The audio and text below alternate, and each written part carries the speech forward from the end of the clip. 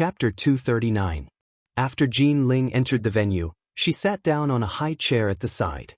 There was a simple shelf beside her, and Zheng Tan separated from Jean Ling and continued to walk to the other side of the venue. Zheng Tan and Jean Ling were on both sides of the venue. There was a prop wall that was more than 4 meters tall near Jean Ling. The wall was at a right angle of 90 degrees. It stood upright, separating Jean Ling and Zheng Tan. If one looked from the second floor of the venue, Jean Ling was sitting inside the right angle wall. Most of the audience could see Jean Ling and Zheng Tan, but Zheng Tan and Jean Ling could not see each other. They were blocked by the wall. There was nothing on the wall that was suitable for climbing, but the wall was a little rough. Zheng Tan came to the expected place and stood there. Whether it was those who had performed or those who did not bring their cats to perform, they all looked over there in confusion. Didn't this woman in the venue need to follow her cat? One had to know that during the performance, they were always by their cat's side. Even if they were not by their cat's side, they were not far away. They had never seen a situation where they were so far away from their cats and were directly separated by something. Just as people were thinking about what this woman wanted to do, Jean Ling took a wooden guitar that Charlie handed to her. She plucked the strings with her fingers and began to play. The surrounding discussions gradually quieted down because of the sound of the guitar. The clear notes scattered in every corner of the venue. They were freely retracted in Jean Ling's fingers, free and casual, as if the sincere and pure emotions of a young person were naturally revealed. Looking at Jean Ling sitting there, she was dressed in fresh clothes, and the corners of her lips were slightly curled with a faint smile. When she plucked the strings, it made people feel as if this person was a dancing warm fire. Without a doubt, at the moment of the opening, Jean Ling was the focus of the crowd's attention. Some people were already thinking that even if the cat did not perform well, they would still applaud and cheer for it just for the sake of this guitar song. On the other side of the neglected white right-angled wall, Zheng Tan also moved. When Jean Ling played the guitar to a certain note, Zheng Tan jumped onto the first stool marked with the letter Th, and then jumped onto the second stool marked with the letter B. Zheng Tan felt that this kind of performance was extremely retarded and lowered his IQ. However, it was clear that Xiaogua understood the audience's thoughts better. Zheng Tan was a bystander. If the audience watched Zheng Tan jump on the stool according to the alphabetical order, they would praise this cat for being amazing. Because it did not jump randomly, it proved that it jumped in the right order. Placing so many stools, especially when there was no conductor to guide it, was also a highlight. And that was indeed the case. Some people in the crowd had already begun to notice. Some children were even reciting the Pinyin alphabet along with Zheng Tan. They were more familiar with Pinyin than English. As long as one child started, the rest of the children, who were brought by their parents, began to perform as well. Therefore, one could hear the childish sounds of ah, bo, ci, do, fo, gu, and so on. The children only looked at the jumping order of the black cat in the field, while some people saw more. That cat is stepping on the beat. Someone exclaimed softly.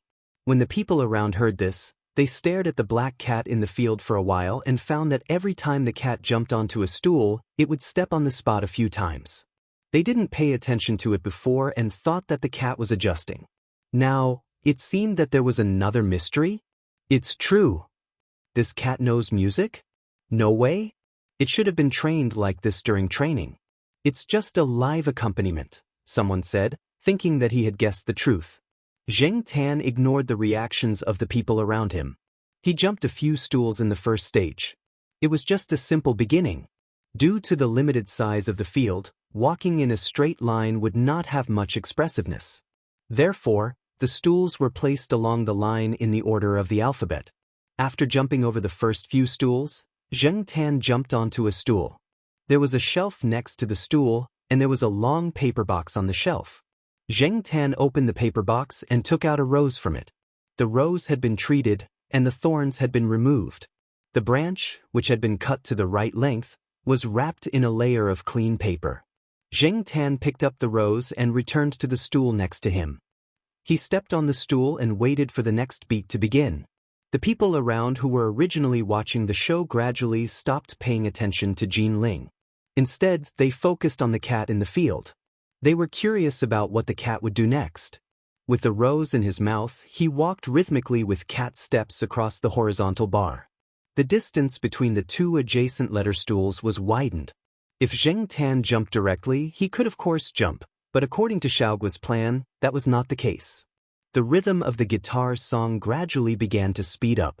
Zheng Tan stepped on the rhythm 3 times at first, but he stepped on it twice.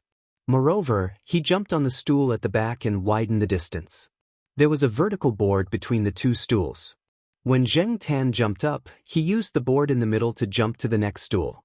Just like the skill that Li Yuanba had taught Zheng Tan to jump through the window, he used the object in the middle to exert force and change direction. As long as he controlled the force and direction well, he could land steadily on the target location. Zheng Tan had also done this when he was shooting advertisements. One of the stools was probably not fixed properly. When Zheng Tan jumped, it wobbled a little. The people around him felt their hearts skip a beat. When they saw the cat land firmly on another stool, they finally exhaled the breath that they had been holding in. Since it was parkour, it was naturally cool to run. As everyone's attention gradually focused on Zheng Tan, the rhythm of the guitar song became faster and faster. Zheng Tan, who had to wait for the rhythm on the stool every time he jumped, no longer waited. After speeding up, he began to run in people's eyes. In addition to stepping on the stool, he also jumped over the paper circle covered with a thin layer of paper, and then jumped from one grid to another. He was very fast. If they hadn't seen the hole in the middle of the paper circle, people wouldn't have been able to tell that the cat had just passed through the middle of the paper circle. The onlookers only felt that the black shadow in the field was getting faster and faster, like a hurricane blowing through the field. There was not much discussion around the field. Everyone's eyes were chasing the fast black shadow that flashed by, for fear of missing a link. After successfully passing through the obstacles in the middle and jumping over the last stool, Zheng Tan had already arrived in front of the white wall. Black and white, a sharp contrast. Just as people were thinking about whether the cat was going to climb over the wall or find a shortcut to go around it, Zheng Tan did not stop or slow down.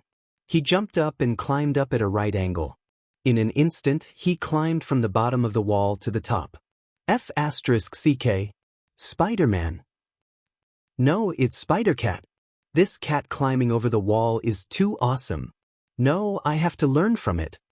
Although people around them began to discuss again, everyone's eyes did not move away from the field.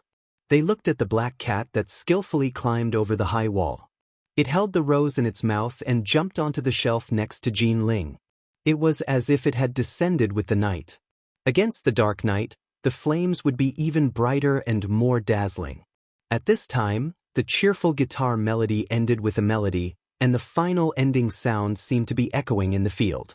Jin Ling's gaze moved from the guitar to the black cat next to her. The faint smile on her face deepened. She raised her arm and took the rose in the cat's mouth. After the performance, Jin Ling bowed to the surroundings to thank them. Zheng Tan also lowered his head and nodded to the surroundings twice. The applause from the surroundings continued. Some people were lamenting that this cat was really smart. Some people were lamenting how others trained their cats. Some people were thinking about how to train their cats to use this method to chase after people. Jin Ling heaved a sigh of relief in her heart. Although she looked calm just now, she was actually worried to death in her heart. Usually, training and live performances were completely different. She had participated in many performances during university, so her psychological quality was strong. But what about that cat? She could not see the situation on the other side, but it seemed that everything was going smoothly. Zheng Tan did not look proud at all. Just like the cat in front of him, he did not know that he had succeeded. In fact, he felt that the performance just now was really low level. To think that he had a cat's body and a human's heart, and he had to be praised by the standards of a cat. It was embarrassing to hear it. There would be no ranking in this segment, so there was not much competitive pressure. However, it was also very important to attract popularity. After the host asked Jin Ling to draw the lucky audience, someone went over to take a photo. A mother brought her child here, so the opportunity to take a photo would definitely be given to her child. However, the child seemed to be a little afraid. She bit her finger and stood in front of Zheng Tan and hesitated for a moment. Then, under her mother's encouragement and Jin Ling's guarantee, she approached Zheng Tan. Zheng Tan squatted on the 1-meter-high shelf. The child's line of sight was just at the same level as Zheng Tan's. Seeing the child standing there stiffly, Zheng Tan reached out his palm and placed it on the child's head. Then he leaned his head against the child's head and looked at the camera. If it was a human, he would be able to put his hand on the shoulder and act like a good brother. Unfortunately, his hand was too short. However, Zheng Tan was in a good mood today. After the mission was completed, he did not care about anything else. It was also not bad to attract popularity at the same time. The photographer hired by the venue was also a professional. He captured the scene just now and showed the photo to the mother and son. Both mother and son were very satisfied. The child wanted to take another photo, and the photographer agreed. This time, the child was not afraid. He stood beside Zheng Tan with a serious face. He raised his hand and made a pose of Ultraman releasing a big move. What made the surrounding audience laugh was that the black cat beside the child also stood up and made a similar pose. Although it was not a standard cross shape, it looked like it. It was enough. After looking at the second photo, the child laughed happily. He was addicted to taking photos and shouted that he wanted to continue taking photos. However, there were still people waiting to take photos behind him. Moreover, there were already some children at the scene who were shouting to come over and take photos. A few parents went over to negotiate with the person in charge next to them and learned that there was still a chance in the afternoon. However, they were taking photos for free now. When the time came, they would have to spend money. Of course, these parents could still afford to spend money on taking photos. After persuading their children, they temporarily stopped. The child just now was also persuaded by his mother to leave. Before he left, he grumbled, "I'm not done with the pose yet." After receiving a guarantee that he would continue taking photos in the afternoon, he left with 2 photos in his arms, satisfied. While Zheng Tan was busy taking photos with the lucky audience members who had been selected, a few people came out of the capital airport with their luggage. "Hey, are you guys going straight home?" "Of course. I haven't seen my family for a long time. Naturally, I'll go back first. I've already booked the plane tickets. I have relatives in Beijing. My car is with them. I'm going to drive back to Chuhua City tomorrow. If anyone is going the same way, I'll bring them back together." "Isn't Jiao Mingsheng also in Chuhua City? Where's Jiao Mingsheng?" "He's calling home." This time, he finished his project and came back early. He didn't tell his family.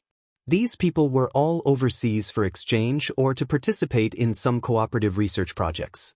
Some of them had gone out to gain experience. This time, it just so happened that a few of them came back together. While they were talking, Associate Professor Jiao Jiao, Zheng Tan's cat father, hung up the phone and walked over. "I'm not going back to Chuhua City for now. I'm going to Lin City," Associate Professor Jiao said. "Why are you going to Lin City?" someone asked. Chapter 240. Have you remembered all the things to pay attention to? Yes, but boss, do we really have to make it so complicated? Although there were a lot of people who wanted to take photos in the morning, most of them just said so. Usually, not many people will go in the afternoon, right? The people in the working group took a notebook and wrote down the things that Xiaoguo had just said. They also raised their own concerns. "You don't have to worry about this. I'll take care of it." Xiaoguo didn't seem to be worried. He patted the staff on the shoulder and asked them to set up the venue for the photo shoot in the afternoon. After the staff left, Xiaoguo had some time to eat a few pieces of watermelon. Although he had been busy since yesterday and was physically and mentally tired, he had gained a lot, especially from the performance in the morning. Although he didn't go to see it, he heard from Charlie and others that among the 10 cats, the black cat from their shop was the most popular. When he thought of Charlie's description of the situation at that time, Xiaoguo felt funny. At that time, there were too many people who wanted to take photos. The lucky audience wanted to pose, but after the photo shoot, they didn't expect the cat to be so cooperative. They felt that they had a new idea and wanted to take a few more photos. Therefore, it took a long time. Usually, when the first group finished their performance, the next group took the time to set up the props. However, The group behind Zheng Tan had been setting up the props for a long time, but the photo shoot was still not over. The people behind them were so angry that they drank several bottles of mineral water. Yes, they said that there was still time in the afternoon to take photos with the celebrity cats. None of the cats who won awards on Saturday left. The organizers arranged places for everyone to take photos. There were plenty of opportunities, but the photo shoot on the spot was free. If they waited until the afternoon, they would have to pay. Some people didn't care about the money, but it was inevitable that some people were greedy. Xiaogua asked someone to count the people who took the initiative to contact him and make an appointment for the photo shoot in the afternoon. There were about 10 people, and some people were hesitating and hadn't decided. However, Xiaogua wouldn't let go of this great publicity opportunity. However, Xiaogua glanced at his phone. He had received a call from Associate Professor Jiao, saying that he had returned to China. If the cat's father returned to China, it would probably be more difficult to ask that cat for help in the future. In short, he had to seize this opportunity to gain more popularity. After Zheng Tan took an afternoon nap in the lounge, he was pulled over to prepare for the photo shoot. Just now, Xiaogua had told him that Jiao Pa was back and would come over in the afternoon. On New Year's Eve, the Jiao Pa had called and said that he would only be back in the second half of the year if he was fast. She didn't expect him to be back so soon. She heard that he had bought a 2-hour flight from Beijing to Linzhou at 1 p.m. He would arrive at Linzhou at 3 p.m. She just didn't know when the Jiao Pa would arrive at the venue. Knowing that Jiao Pa was coming, Zheng Tan's good mood became even better. Even his attitude towards the people who wanted to take photos with him became better. There were a lot of people taking photos in the morning, including some children. Fortunately, those children did not pull Zheng Tan's beard. They were quite well behaved. Hopefully, the afternoon would go smoothly as well.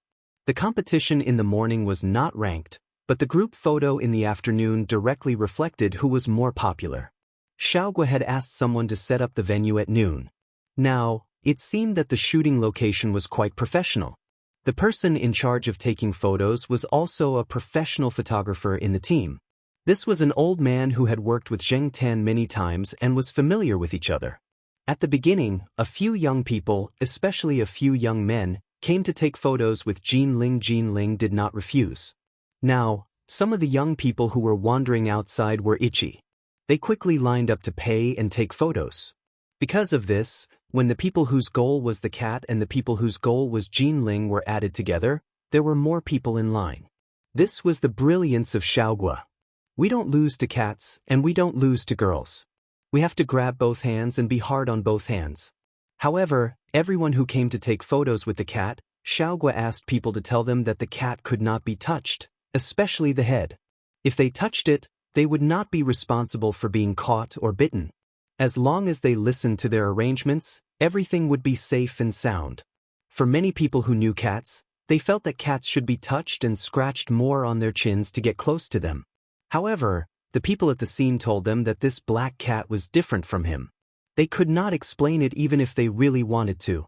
However, people who had taken photos knew that this cat looked difficult to get along with and had a black face. In fact, it was quite friendly to take photos. For example, it took the initiative to cooperate and pose for photos. 20 yuan for a photo. Although the photo was not big, it would be beautifully made. Moreover, the name, Green Wings, and the name and address of the pet center were printed on the back of the photo. Xiaogua would not give up any publicity opportunity. This was the psychology of people. Even if they were not interested in what everyone was doing, they would still want to join in the fun. Some people who only took photos with famous cats and champion cats also came to line up when they had free time. There were some props clothes on the side. People who were about to turn could go over and choose props clothes. A 6 or 7-year-old boy ran over and picked one. Then, he stood in front of the fitting mirror and looked at himself. He probably felt that he was so handsome in the clothes that he peed his pants. Yes, he really peed his pants. When Zheng Tan heard the people around him laughing, he looked over and found that the little kid in front of the fitting mirror was pursing his lips and crying out loud. His pants were wet, including the prop's clothes. There was a large wet urine stain. Sometimes, Zheng Tan felt that, in fact, the thoughts of children were quite strange. If they did not say it, you would not necessarily be able to guess what they were really thinking. There were many people taking photos. For Zheng Tan, this was actually not a troublesome thing. He just had to pose there and get a few kisses from a few ladies. However, the age range of these ladies was too big, from 8 years old to 68 years old. Zheng Tan accidentally found that his forehead had been kissed. There was also a 2- or 3-year-old child who kissed Zheng Tan's forehead and left a trail of saliva on Zheng Tan's head. No one knew what this little kid was thinking at that time. Seeing this, Charlie hurried over and wiped it with a paper towel, then a few more times with a wet towel. Seeing that Zheng Tan did not fly into a rage on the spot, Charlie was relieved in his heart. During this period, some people from the organizers came to watch the photo shoot, and there were also photographers. The organizers contacted Xiaogua and asked him to bring the cats to take photos at the end of the event.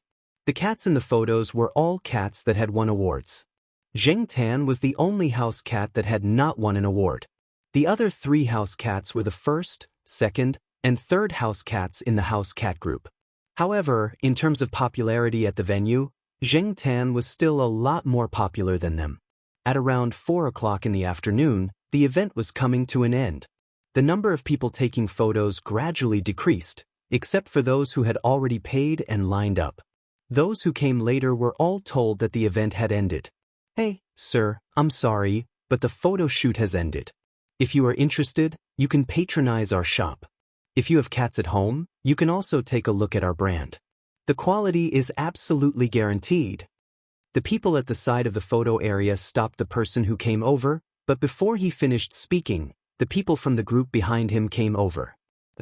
"Teacher Jiao, why are you here? Are you here to pick up the cat?" The person who came over was an old acquaintance of Xiaogua's from the pet center. He was also one of the few people who knew that Zheng Tan was in the Jiao family. The person who came before saw that everyone knew each other, so he stopped talking and let Associate Professor Jiao go straight in. When Zheng Tan was taking photos with someone, he caught a glimpse of the Jiao Pa standing on the side. However, the Jiao Pa signaled him to continue with his work, so Zheng Tan did not go over. However, he was not in the mood to take photos. After taking the last photo, the Jiao Pa walked over and lifted Zheng Tan up as if he was holding a child. He threw him twice in the air and said, "You've gained weight." Zheng Tan was speechless. As expected of a scientific researcher, Zheng Tan could probably be accurate to 3 decimal places with just a shake of his hand. However, after the Chinese New Year, Zheng Tan did not lose all his weight. The Jiao Pa did not take Zheng Tan away. He had already heard that Zheng Tan would be taking photos with the winning cats on the stage during the closing ceremony.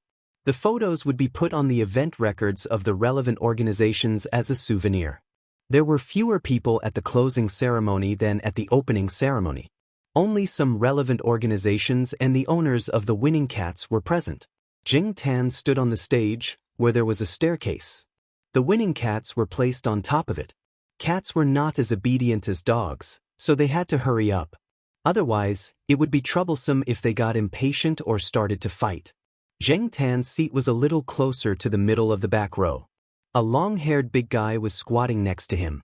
It was about to squeeze into the middle, but when it saw Zheng Tan's eyes, it unconsciously moved in the opposite direction. It seemed to feel that it was not safe enough, so it moved a little closer. The Jiao Pa was amused and took out his camera to take photos. The feelings of the cat owners in the audience were similar to the feelings of the parents when their children stood on the stage to receive an award after participating in a performance or competition. The person standing next to the Jiao Pa saw what the Jiao Pa was doing and asked, "Your cat is up there too?"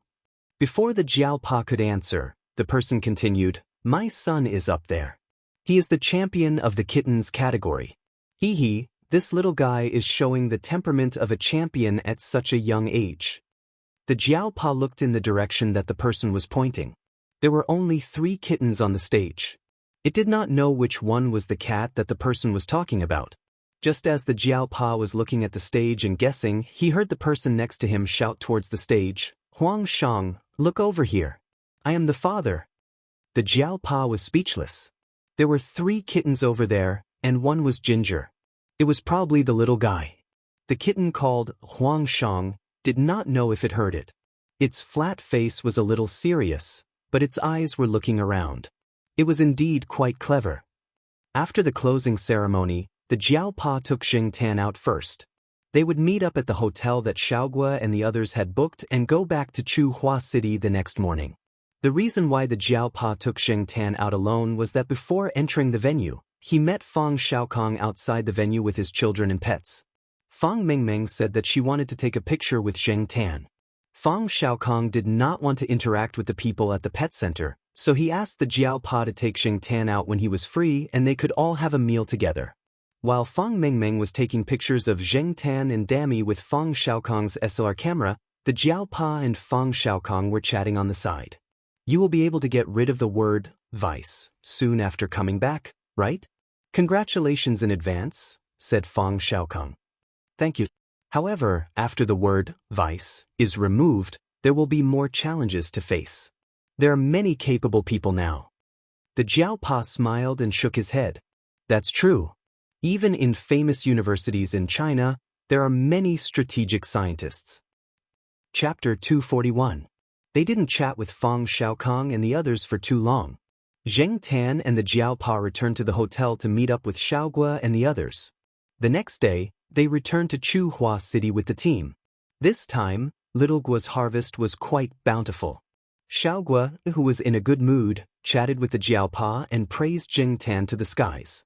Xingtan ignored him.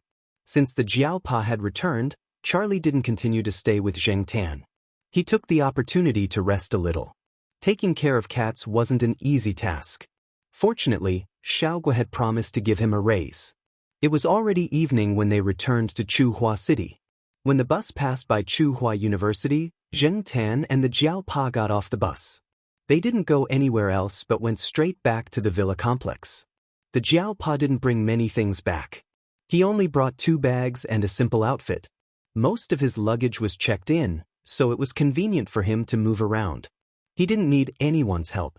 While they were still on the bus, the Jiaoma made a few phone calls to make dinner. It was rare that the family could have dinner together again after more than a year.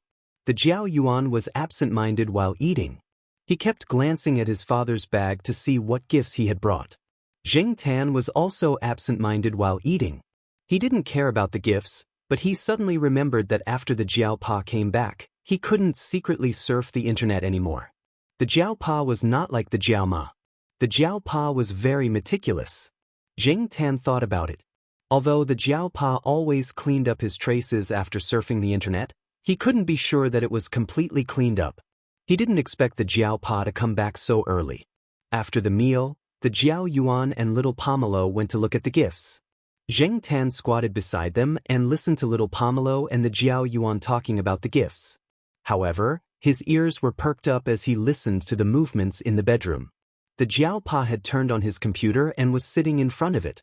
He was probably contacting some of his colleagues. Xingtan looked up.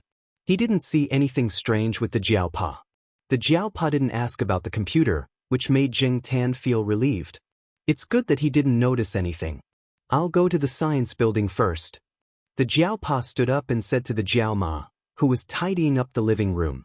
It's already so late. What are you going to do? Supervise the students? The Jiaoma joked.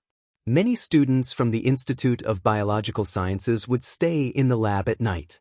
They would only go back to the dormitory after 10 o'clock. No, I need to scan some documents and send it to someone. The Jiaopa said. He didn't have any rigid rules for his students. As long as they could produce results, they could arrange their own time. All right. Treat your students to a meal. There are already 5 of them now. Yes, there will be more in the future. The Jiaopa sighed. This year, 2 more students came to study under the Jiaopa. Most of the undergraduate students had already graduated and left. Many of the master's students were still in school. Of the 2 new students, one came from a place far away, and the other came from a place in Chuhua City. One was from the school, and the other was from another province. One was a boy and a girl. Because the Jiaopa wasn't around during the second round of postgraduate exams, and there were many students who applied for him, it took a long time to read the emails that the students sent to the Jiaopa before the second round of exams. However, the Jiaopa was busy at that time, so he didn't have time to read them carefully. He replied with a few sentences and asked another teacher in the institute to check the emails. Xian also helped to check the emails. After all, the Jiaopa didn't want to see the members of a small team having conflicts. He also believed that Xian's eyes weren't bad. Speaking of which, the Jiaopa hadn't seen the two new postgraduate students. Jing Tan hadn't seen them either. He only heard a few words from the Jiaoma when she was on the phone. However, when the Jiaopa said, "There will be more in the future," did it mean that the Jiaopa was going to start recruiting more people? In the past, he only recruited one person. This year, he recruited 2 people. Next year, he will recruit 3 people. At this time, Tsinghua University's Institute of Biological Sciences. Although most of the teachers' offices were empty, the students' self-study rooms and laboratories were still brightly lit. There were many people inside. Of course, this didn't necessarily mean that every student here was very hardworking. In the self-study rooms, there was air conditioning, internet, and they didn't have to worry about electricity bills. What's more, some students could even find a partner in the self-study room. How comfortable was that? However, those who were strictly controlled by the instructors and had planted eyes and ears in the self-study room were not so harmonious. Generally speaking, from the outside, without looking at the images on the students' computer screens, it was a very encouraging scene. In the Jiaopa's office, Xian and Su Chu were chatting. At the same time, there were 2 other PhD students who had a good relationship with Su Chu. As for Zheng Jing, he was now in the laboratory teaching the new students to do experiments. There was a big watermelon on the table. Some of it was left for Zheng Jing and the 2 PhD students. The other 4 men were sharing it inside. They didn't stop eating the watermelon. Recently, the 2 PhD students had been too angry. It wasn't easy for them to find an opportunity to vent their anger. When they talked in the teacher's office, as long as the doors and windows were closed, no one outside could hear them. Moreover, at this time, many teachers weren't in the courtyard, so they weren't afraid of being overheard. "Hey, what do you think Pimple Lu is like? If I were his father, I would have strangled him. But his father treats him like a treasure. Otherwise, he wouldn't be so arrogant all the time." Su Chu sat next to them and ate the watermelon quietly. He didn't take the initiative to talk.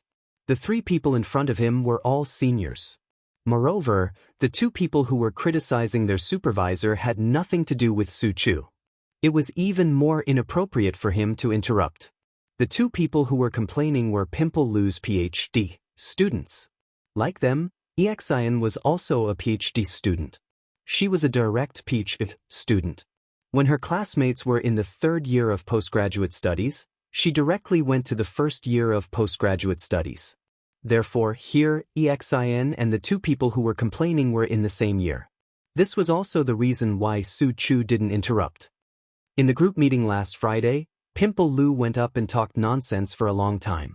After that, there was an awkward silence. I don't know what he was thinking. He asked the PhD student to tell a joke. Tell a damn joke. Which supervisor would ask someone to tell a joke during a group meeting? If it wasn't funny, he wasn't satisfied. He looked down on people.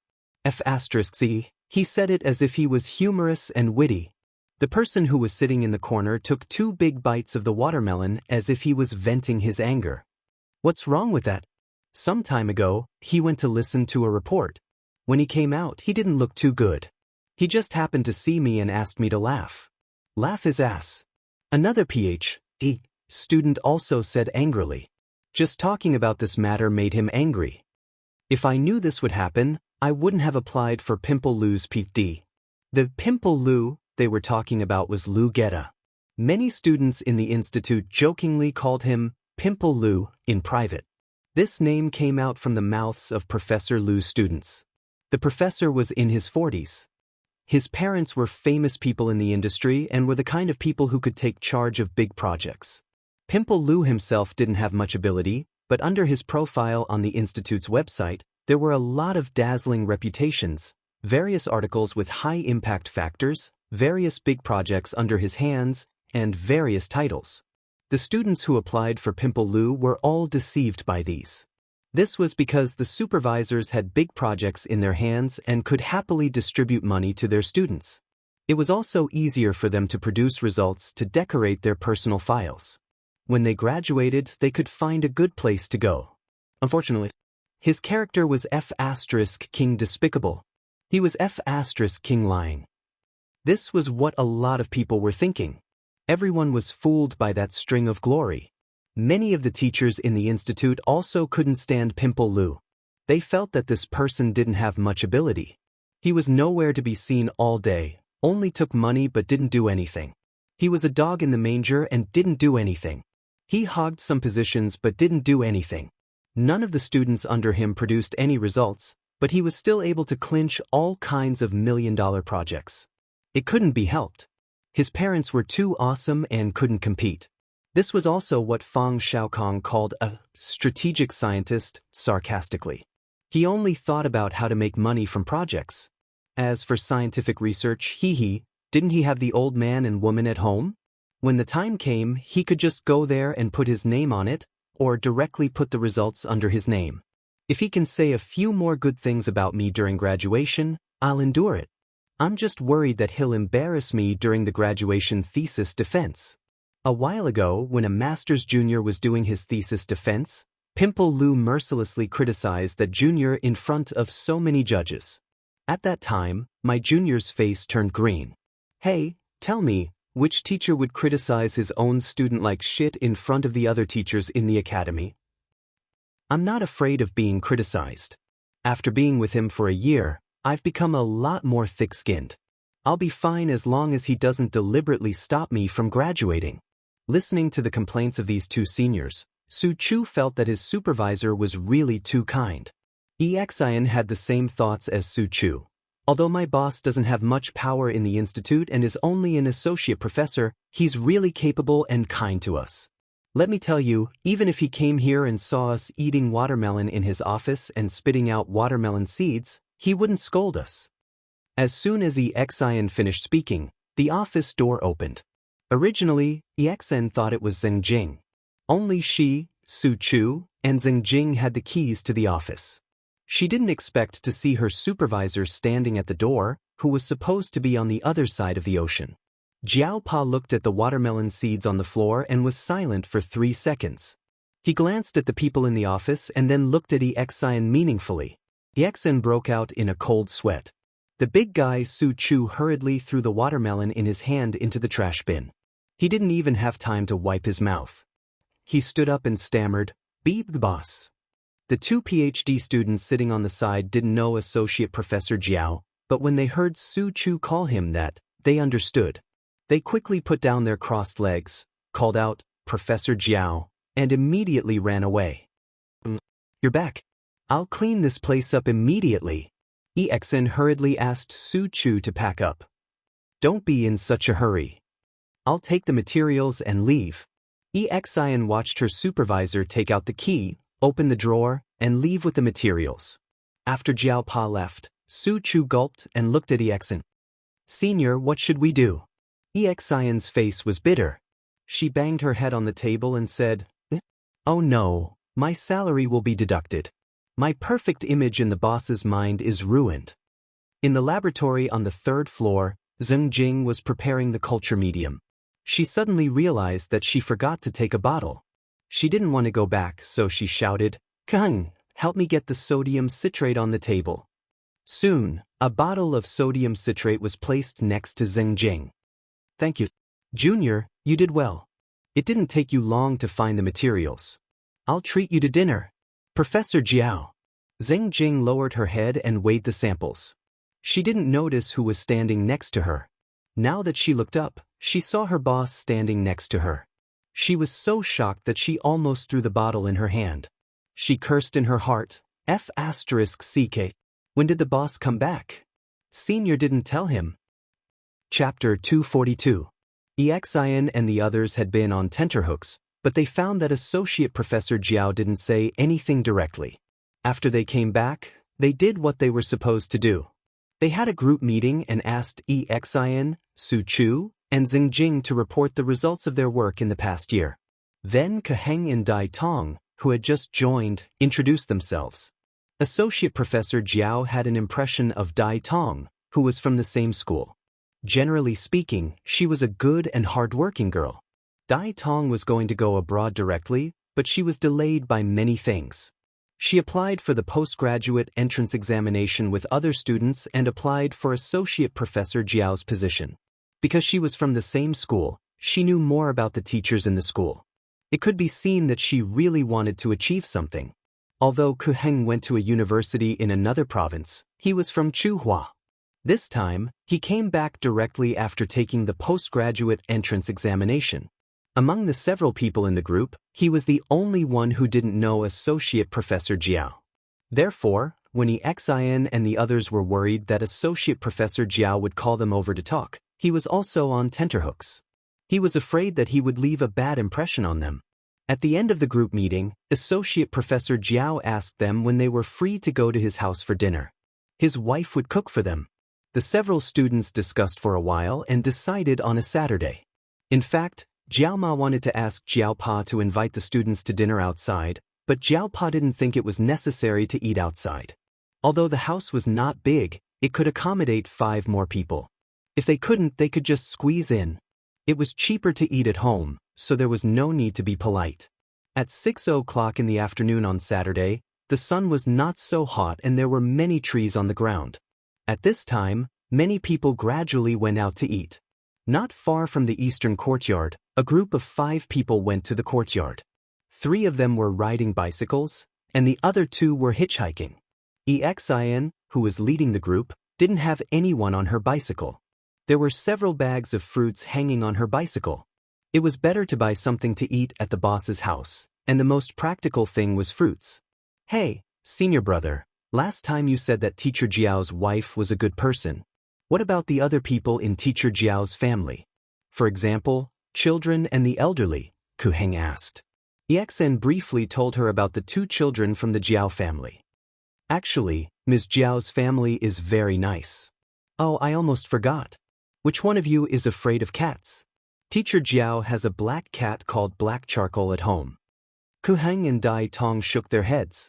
Not many people in their profession were afraid of small animals. Who knew how many white mice they had killed? Speaking of Teacher Jiao's cat, let me tell you. Su Chu had a lot to say when it came to this topic. He was the most emotional. It was all thanks to that cat that he was chosen. Hey, look ahead, Zheng Jing, who was riding his bike, interrupted Su Chu and pointed in a direction. They looked at where Zheng Jing was pointing and saw a black cat walking slowly under the shade of the trees on the sidewalk. That's Mr. Jiao's son, Black Charcoal, Xin said. Will it answer if I call it? Ku Heng asked. Not necessarily. This cat is a bit special. Xin didn't say anything definite, but she thought to herself that it probably won't answer. Black Charcoal? Ku Heng shouted. They were riding faster than walking, and they were getting closer and closer to the cat. Although Ku Heng's voice was not loud, the cat could definitely hear him. Unfortunately, the cats and birds in front of him ignored Ku Heng and continued to walk slowly towards the courtyard. They didn't even pause for a moment. Big brother, are you sure that cat is Ms. Jiao's? Ku Heng was confused. If the cat's name was correct, it might not answer you, but it would always respond, such as stopping to look around. But the cat in front of him didn't seem to hear him at all. Absolutely. The cat tag on its neck can prove it, Xin said with certainty. Jing Tan didn't take off the cat tag when he was hanging around the campus. He had just walked around the courtyard and remembered that Jiao Ma said they would have dinner at 6:30, so he came back at this time. Of course, Jing Tan had heard the person who called out to him. However, there were people who knew Jing Tan when he walked around the school. After being called out so many times, Jing Tan was too lazy to pay attention to those who were not on good terms with him, not to mention those who he had never heard of before. He was even more lazy to pay attention to them. When Xin and the others rode into the courtyard, they were already ahead of Jing Tan. After parking the car, Xin led his junior brothers and sisters to Building B. Once again, he reminded them of the places they should pay attention to. Listen more, talk less. There are many important people in this building. If we leave a bad impression, it won't be good. Not only will we lose face for the mentors, we won't have an easy time either. When they arrived at the door, Xin didn't rush to ring the bell. She waited next to the door and made way for the card swipe area. Kuheng and the others watched the black cat walk slowly to the door. It glanced at them casually, then went to the card swipe area and jumped. Click! The iron door of the door opened. Go in, what are you waiting for? Exen pulled Kuheng and Dai Tong, who were stunned, and followed the black cat into the building. Damn, it's really the boss's cat. Kuheng sighed. Exen made a shu gesture. When they reached the third floor, they saw that Professor Lan's door was open. They felt nervous. Fortunately, Professor Lan didn't come out until they reached the fifth floor. It was not easy to come to the boss's house. Their hearts were beating fast, and they were worried about everything. Although they were nervous at first, they gradually felt relieved when they saw that the Jiao family was really as kind as Exen said. The living room was not big. Every time there were guests, the two children would set up a small table in the Jiao Yuan's room. Zheng Tan didn't join them in the living room, but went to the room to eat with the two children. During dinner, the Jiao Pa didn't talk about the experiments of the students, nor did he ask too much. Instead, he told them about the experience of participating in the research project abroad. He also told them about the research standards and the situation of the laboratories abroad. In the outside world, although the pay was very good, the competition and pressure were also quite great. Just like what many young professors who returned to China said when they had too much to drink, it was easy to survive in China, but difficult to survive outside. This was also one of the reasons why many people returned to China to develop their career. Naturally, they wanted to repay their alma mater and country. Of course, the country did hire some really capable people with high salaries, and also created good conditions for them to develop. However, not everyone could be so capable. Since they had chosen this path, they had to use the knowledge they learned to pave the way for themselves. Under the pressure of survival, many things were gradually drifting away from their original intention. Why did all those who studied this industry want to go abroad? Even if they went out for a stroll, they would still be able to make their records look better. Nowadays, the competition for jobs in the country was gradually increasing. Many colleges and universities had added an overseas experience when hiring teachers. It was not easy to get a job title or snatch a project. The most obvious point was that there were more and more young professors in China, but the quality of their jobs was decreasing sharply. Although it was unpleasant to hear, it was the truth. Another example was the professional title evaluation. It had gradually become a power exchange and money exchange. It had even become a game to compete for research funding. Every year, during the professional title evaluation season, there were always complaints from people who didn't get a senior title because of the research funding. Therefore, it was not a simple thing to walk down this path, climb up, and adapt to the rules here. Many people would only understand this when they reached that step. The Jiao Pa said a lot of things selectively. He was afraid that the students would lose their enthusiasm if he said too much. The Jiao Pa also asked a few of the students about their summer vacation plans.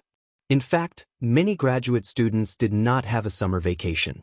Even if the school's website said that they had a summer vacation, everyone knew that summer vacation basically did not exist.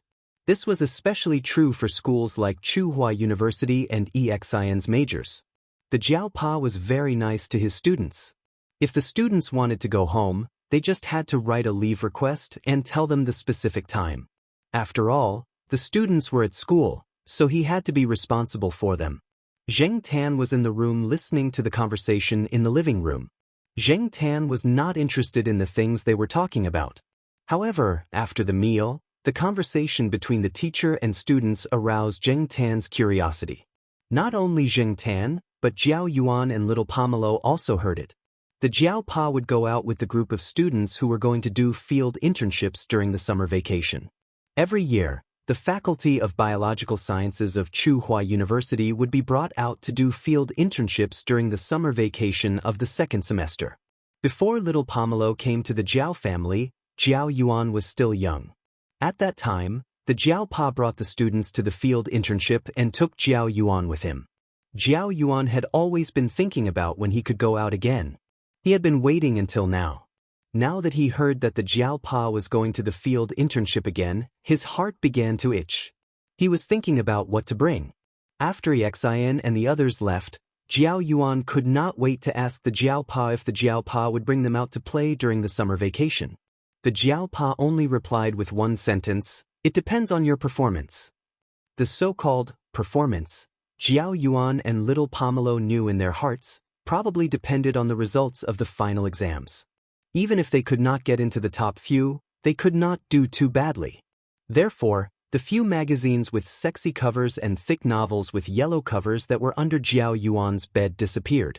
Zheng Tan wanted to take advantage of the fact that there was no one at home and he could not go online to look for them. However, he did not find anything. Although Jiao Yuan was a child with all kinds of restlessness of adolescence, if he really decided to do something well, he would definitely treat it seriously and eliminate all sources of interference. If Zheng Tan wanted to look at those magazines and novels, he would have to wait until Jiao Yuan finished his exams. Zheng Tan was indeed very curious about the field internship, but unfortunately, Jiao Yuan and little Pomelo were busy preparing for the final exams and did not talk about other topics.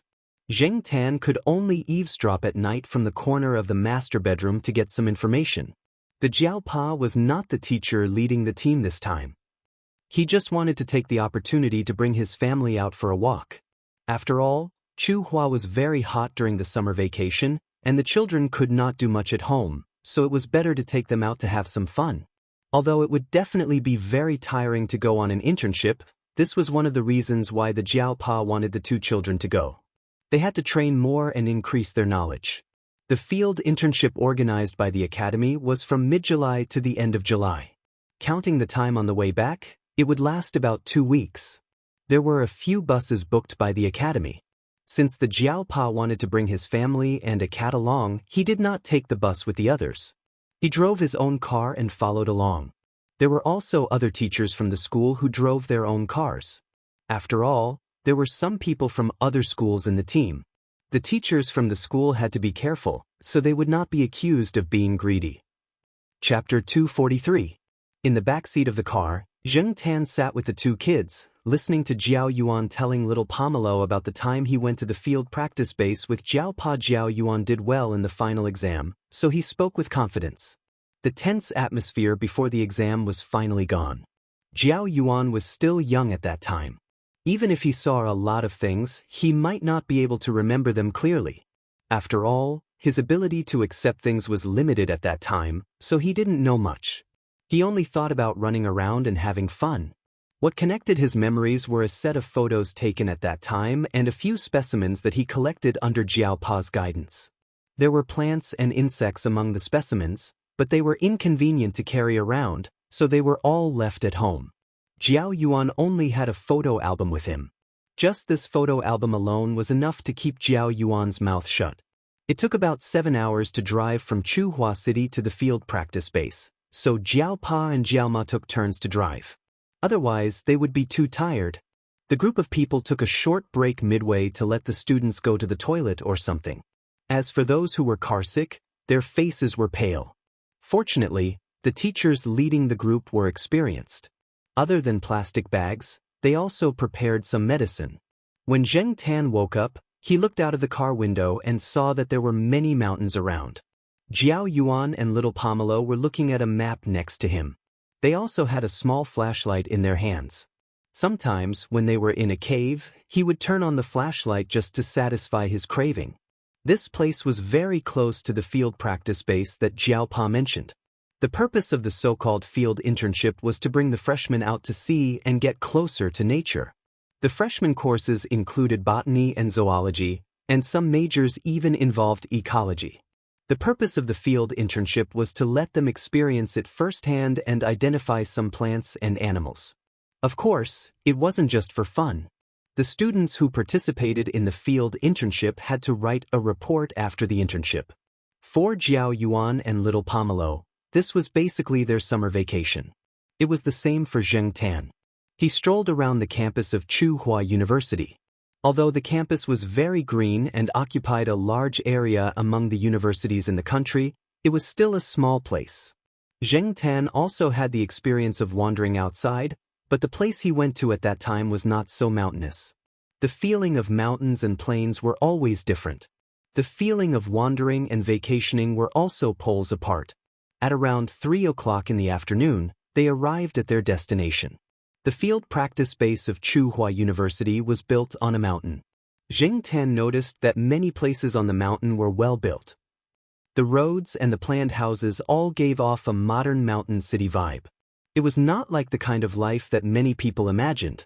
Of course, this was only the scenery on a small part of the mountain. Looking from afar, one could see the continuous mountain peaks. During July and August, the temperature in Tsinghua City could soar to more than 40 degrees. If one were to break an egg on the road, it would be cooked very quickly. However, in the field practice base, when one opened the car window, one could clearly feel that the temperature was a few degrees lower than in Tsinghua City. Before they came, they heard that there was no electric fan installed in the field practice base. Some of the students were worried that they would be cooked. After experiencing the summer in Tsinghua City, they could not help but worry when they heard that there was no electric fan or air conditioning. However, when these students came out of the bus and walked into the dormitory arranged for them in the field practice base, they were immediately relieved. Before they came, they had already done the statistics, so they had already been allocated the rooms. The Jiao family had 4 people in a small single room, which was prepared for some of the teachers who led the team. There were 4 beds in each room, and the Jiao family directly occupied one of the rooms. This way, it was more convenient for Zheng Tan to move around. He did not have to stay in the bag all the time. The room had already been cleaned, so it was still quite clean. After all, it was the teacher's room. As for the students' room, the conditions were not as good as the teacher's room. The students had bunk beds, 4 to 8 beds. They also had a separate bathroom. Even if it was not as good as the teacher's room, the conditions were still passable. After installing the mosquito net, Jiaoma laid out the bed sheets that she brought. The 4 of them took a shower and had a good afternoon sleep. After eating dinner in the field practice base's cafeteria, the Jiaopa brought the children to the conference hall to listen to a lecture. The main purpose of the evening meeting was to mobilize the students. It was to talk about the various things that they had to pay attention to during the internship, emphasize on organizational discipline, and conduct a simple training for the students. Before they came, the students had already learned about the internship.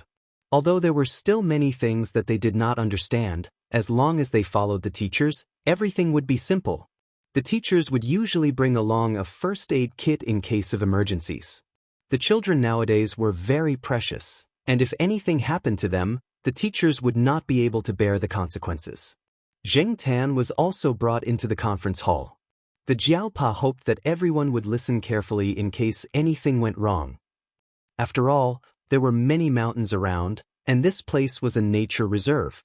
It was hard to say what they would encounter in the summer. There would definitely be many snakes, insects, rats, and ants. Zheng Tan was nestled in the bag, and the Jiao family were sitting at the side. No one would notice Zheng Tan in the bag. Zheng Tan did not look around openly either. After listening to the lecture for a while, he felt drowsy. Along with the teachers and students of Tsinghua University, there were also people from other schools. They did not have an internship base here, so every year, they would come along with the people from Tsinghua University. At night, in this unfamiliar place, Zheng Tan did not feel uncomfortable sleeping. The room was filled with the scent of familiar people. He lay on little Pomelo's bed. He slept a lot during the day, so he was in good spirits at night. This place was very quiet, and if he listened carefully, he could hear the sounds of some animals that he could not normally hear. Just like what the person in the report said today, this was a city surrounded by nature. Perhaps many people in the city felt that being close to nature was a very good experience. The air was fresh and it was quiet enough. But in reality, if those people were really allowed to come here, they might not be able to bear it. When they first arrived here today, a few boys wandered around the area. They did not go out of the range of the base. When they came back, they had an empty drink bottle with a big black insect in it. Zheng Tan had never seen it before. They asked a few students, but none of them knew what it was. They only said that it might be some kind of insect of the order Coleoptera, so they took it to the teachers who specialized in insects. A few of the girls almost screamed when they saw it. They probably would not develop their studies in insects in the future. Therefore, It was clear that not everyone could live in the mountains. The next day, the teachers were not in a hurry to bring the students out. Instead, they brought the students to the Lingshan City Museum of Nature, which was not far from the internship base. Zheng Tan stayed in the backpack and was brought in by the Jiaopa. Logically speaking, they were not allowed to casually bring things in. But now that they were a group of university students and teachers, the guards at the entrance and the management staff of the museum did not really care. They even chatted with a few of the teachers for a while. It seemed like they knew each other. The person in charge of the museum only paid attention to not let the students cause any damage. Zheng Tan stayed in the backpack and peeked out through the gap of the zipper. The backpack had been modified by the Jiao Ma, and there was an additional gauze section. If people outside did not look carefully, it would be difficult to see what was in the backpack. However, Zheng Tan could see outside through the gauze and did not have to worry about being too stuffy in the backpack. Zheng Tan was not very interested in the plant specimens, and the students were obviously the same. That was until they came to the animal exhibition area. Most of the animals seen in zoos could be seen here, and there were many that had not been seen in zoos. However, the animals here were just specimens. There was no life in them, and there was no light in their eyes. Looking at the lifelike but lifeless specimens, Zheng Tan suddenly felt a chill down his spine. He did not know what the animals were thinking when they were made into specimens. Perhaps they were already dead before they were made into specimens. A few teachers and museum staff were explaining to the students over there. The main types of animal specimens are soaked specimens, peeled specimens, skeletal specimens, dried specimens, and slide specimens. Immersion specimens were specimens that were preserved in immersion liquid in their original form after the animal was killed and not dissected. Peeled specimens are usually used for vertebrates, such as birds and mammals. You need to peel off the skin of these vertebrates, remove the muscles on the skin, apply preservatives on the inner surface of the skin, fill in the prosthesis, install artificial eyes, and suture and reshape the specimen. Zheng Tan looked out through the gauze. After the teacher in front finished his explanation, he let another person continue. The person behind him was responsible for making specimens. The person in charge of the explanation was a zoology teacher from the Institute of Biological Sciences of Tsinghua University. There were also a few botany teachers. Some of the samples involved in their research project came from some areas in Tangshan City, so they were naturally familiar with the people here. The specimen maker led the students to a corner where some tools were placed. I only took them out for you to see because you are here. I wouldn't even give them to other people. The specimen maker pointed out the tools to the students as if he was presenting a treasure.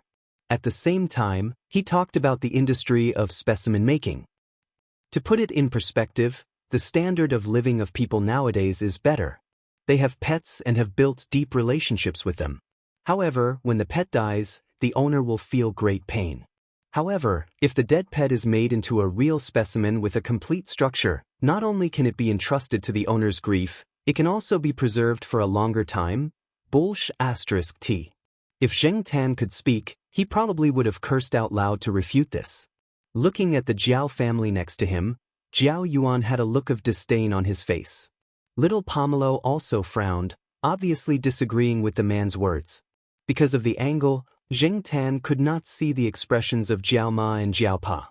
The specimen maker continued to explain the use of the scalpel, tweezers, scissors, steel wire pliers, files, hammers, saws, nails, lead wires, needles, and other tools. Many of the chemical agents were not very safe, so he did not take them out. He only mentioned some of them when he was explaining to the students, such as arsenic dioxide, arsenic, potassium aluminum sulfate, alum, phenol, Lysol, etc. Most of the specimens are made using the method of partial prosthesis and partial filling. The general process is skinning, preserving, prosthesis making, filling, ocular prosthesis making, suturing, and the whole process of finishing. When skinning, the abdomen is cut open and the whole body is taken out in pieces. Listening to the man's words, Zheng Tan stayed in the backpack and felt a chill run down his spine. From what the specimen maker said, he felt that this profession was a beautiful profession that could bring the dead back to life. He loved this profession. In Zheng Tan's eyes, the specimen maker was one of his natural enemies. Chapter 244. On the third day of their arrival at the internship base, the students who had been divided into groups left the internship base with their respective teachers. The 4 members of the Jiao family were with one of the groups. The 2 teachers in that group had a good relationship with Jiao Pa. They talked about their experiences as teachers when they were walking in the forest. When they went out into the wild, everyone wore long sleeves, long pants, and hiking shoes. They also wore sun hats. There were many insects and mosquitoes in the forest on the mountain. Although it was daytime, they knew how powerful the mosquitoes were after entering the forest. That was why the students were carrying toilet water, essential oil, and some anti-mosquito agents in their bags. Zheng Tan didn't think much of it. First, he was wearing a cat skin as a layer of protection. Second, he was used to it. He was always in the forest, so he didn't think it was a big deal. Wearing something else would be a hindrance. The teacher in charge introduced some plants to the students as they walked. If they felt it was valuable as a specimen, they would collect it and make it into a specimen at home. As for the plants that were common in Chuhua City, they didn't want to waste their time. On the first day of their field practice, the teacher in charge didn't plan to bring the students to a remote place. Instead, they walked along the winding road. The cement road was very smooth, and it was probably mainly used for tourism. After the number of people had decreased, they didn't see many cars along the way. On the contrary, they could see 1 or 2 brave crabs in the middle of the road. People were like mantises trying to stop a chariot, but these crabs were trying to stop a chariot with their bare arms. Although there were no cars, there were many people. Jiao Yuan followed the students. Every time they saw a crab on the road, they would rush up with a bottle. Jiao Yuan didn't need to reach out his hand to catch the crabs. One of the students was chasing the crabs from behind. Jiao Yuan held the bottle in front of the crabs and waited for the crabs to climb into the bottle. However, the smarter and faster crabs were not so easy to catch. Crabs crawled faster than prawns, and some of them slipped down the slope and into the stream below. A crab crawled towards Zheng Tan. Zheng Tan raised his claws and quickly flipped it towards little Pomelo. Little Pomelo was prepared. She was not afraid of the crab. She took the bottle and covered it. The other students naturally came over to help. They would not give up this opportunity to curry favor with the teacher's child. If they helped the teacher's child, perhaps the teacher would let them off during the final exam and not fail. Along the way, the group caught a lot of crabs. Except for a few people who used their own bottles to keep 1 or 2 crabs, the rest of the crabs were put into a bag first. After walking for a while, the group deviated from the main road and climbed up the mountain. There was still some life in the surrounding area. Sometimes, they could see 1 or 2 villagers living on the mountain. However, unlike the well-built houses near the base, these villagers' houses were very simple and tile-roofed. Along the way, the teachers in charge not only told the students about the plants they saw, but also about the insects they knew. The Jiaopa also said something to the 2 children. "Hey, there's a cat," the Jiao Yuan said, pointing at a place. Zheng Tan looked in the direction the Jiao Yuan was pointing. There was indeed a cat running there, and it quickly left the group's sight and hid in the bushes. By the time the slower people looked over, the cat had already disappeared. The cat was probably scared away by the commotion caused by the group of people here. "That should be a stray cat," one of the teachers in charge said. "There are many stray cats here. Some of them are domestic cats that returned to the wild. After a few generations of breeding, they became stray cats." After saying that, the teacher still felt uneasy. He reminded the students, "You have to be careful when you see stray cats on the mountain. These cats are different from your domestic pets. They are grumpy, but they haven't been vaccinated. Who knows how many germs they carry when they run around the mountain. It's better to stay away from them in the future." The group looked at Associate Professor Jiao's cat, which didn't use a leash and had been following them without causing any trouble. Then they thought about the cat they saw just now, which disappeared without a trace. It was indeed the difference between a domestic cat and a stray cat. Cats are very wild, and they have a strong survival ability. When they return to the wild, many of them survive. It's a pity that the birds are missing. 2 years ago, people from the Bird Protection Association came to catch the cats, And not long after, cat lovers' organizations came to denounce them. Another teacher said. Zheng Tan sighed in his heart. Sure enough, cat lovers and bird lovers' organizations don't get along well. Probably feeling that this topic was not a good one for the students, and it could easily cause conflict, the teacher leading the team did not continue. He changed the topic and said, "Do you think we might find an albino animal this time?" Hey, in your dreams. Albino animals are not that easy to find. Even the expedition team can't guarantee that they will encounter them every time. Many of them are found by chance. The probability is too low, another teacher said with a smile. You said it was a chance event. No one can say for sure when we will meet one. It might even be an albino animal. Dream on. If we really meet an albino animal, don't talk about the overwhelming reports, even the leaders in our institute will tremble. Unfortunately, those are only according to the data. Although there have been expedition teams that have seen red-haired bats and the like, and last year, someone in a nearby village said that they saw red-haired wild boars, there is no convincing evidence. Those overseas people don't even acknowledge the existence of albino species. In the authoritative international magazines, they can only say that no red-haired mammal has been found so far. Even if we catch a red-haired rat, it will be a major event and big news in the world. Therefore, the so-called albino animals were only rumors and legends. Jiao Pa thought of something and laughed. In the past, people joked that if we really found an albino animal in its natural state, it could only be found in the area of Tangshan City. Albino animals could also be obtained after a long period of careful artificial breeding and protection. For example, the commonly used white mice in the laboratory. Artificial mutation and breeding could indeed create a lot of things, but the albino animals in their natural state had more research value. People in the circle who studied albino animals knew the research value of albino and albino animals, especially the albino animals. The last few sentences were whispered. Only the two lead teachers and Jiao Pa could hear them. The students who were resting under the shade of a tree not far away did not pay attention to them. Zheng Tan perked up his ears to listen to their conversation.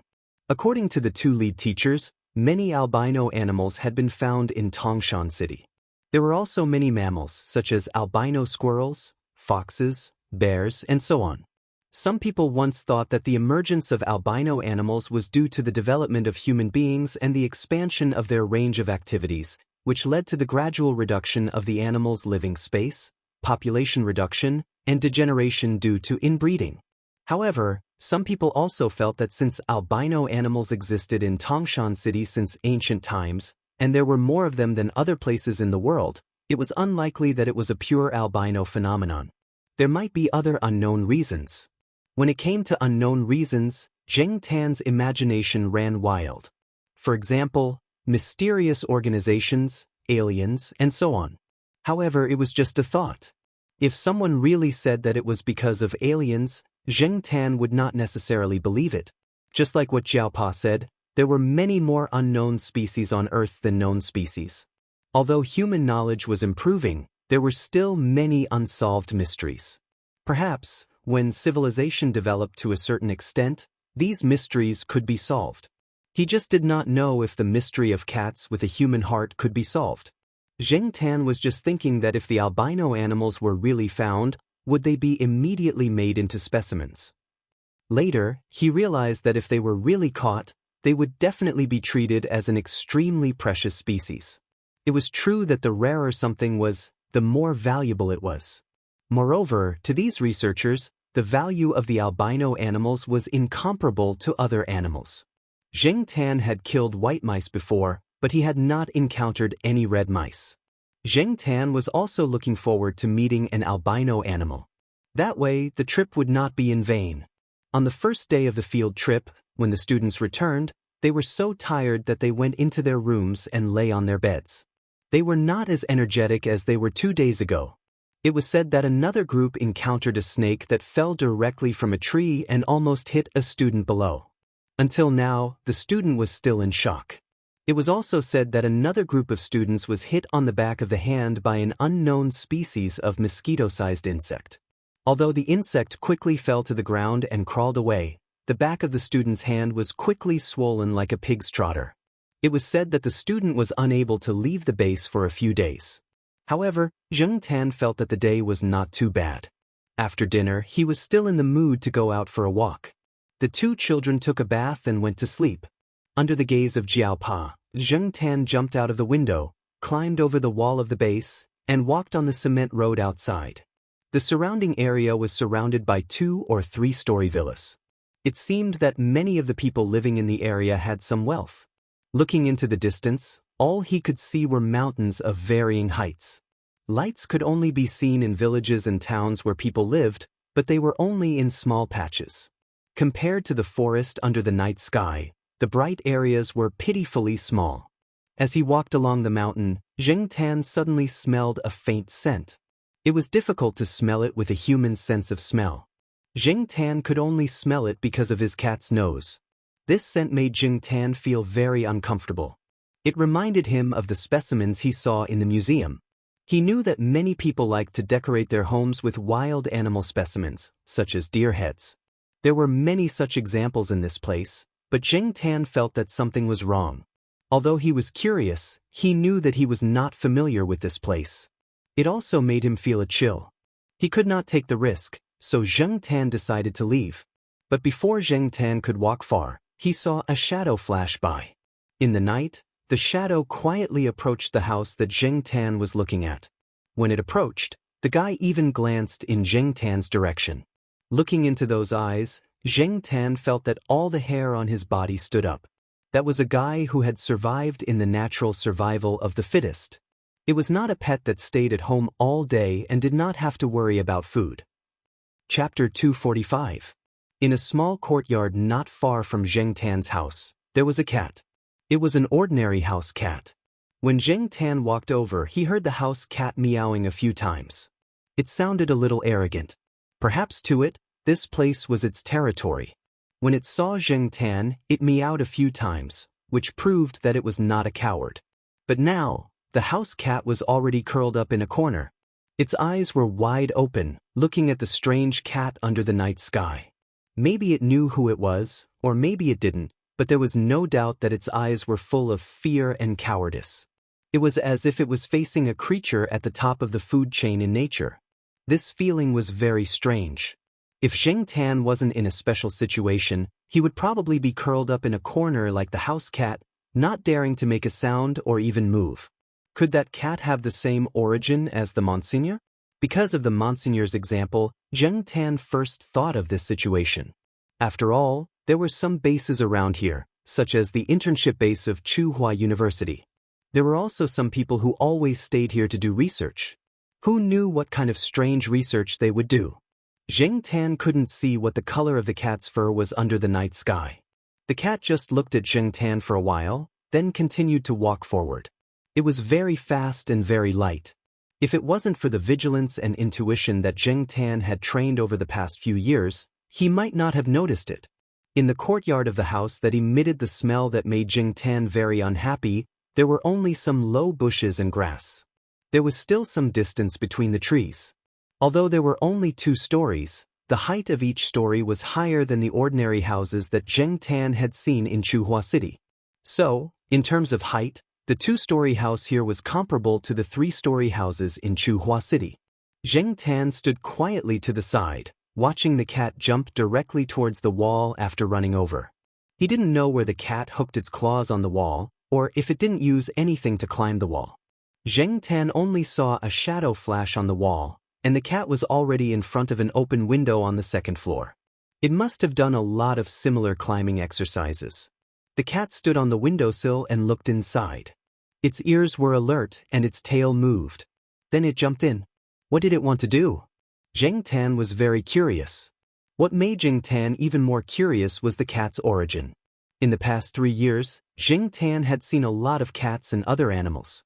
He also knew that among animals, even if they were of the same species, there were differences in intelligence. And this cat made Zheng Tan feel that it wasn't as simple as its attack power being extremely threatening. The cat that was hiding in the corner of the courtyard was no longer there. It probably went into the house to find a sense of security. Zheng Tan originally planned to walk around casually and then return to the base, but now he was a little hesitant. People here didn't come out much at night. The base was more lively, but here, it was really quiet. Only the sound of the programs on the TV in the house could make people feel a little livelier. The Jiaopa said that Shao Mountain was full of mysteries, but Zheng Tan didn't feel what was so special about it. As for the rumors and legends, Zheng Tan only listened to them as stories. But now, although he didn't feel anything magical, he finally felt something different. Curiosity was a habit that no cat could get rid of. When Zheng Tan inherited the cat's body, he might have also inherited this habit. Zheng Tan was still thinking about this inexplicable strange feeling. When he came back to his senses, he realized that he had already walked a few steps towards the house. Smelling the faint smell in the air, Zheng Tan shook his fur and treated it as shaking off the goosebumps. In front of the courtyard of the house, Zheng Tan squeezed in through the gap of the gate. He stopped at the place where the cat climbed the wall and sniffed. It was an unfamiliar cat smell. In addition, there was the smell of the specimen's medicine, the smell of pesticides, and the tangled smell that made Zheng Tan feel uncomfortable. The wall wasn't smooth, so Zheng Tan climbed up. Even though Zheng Tan had always felt good about himself, he had to admit that his ability to climb walls was not as good as the cat's. He wasn't as fast as the cat, and he wasn't as agile as the cat.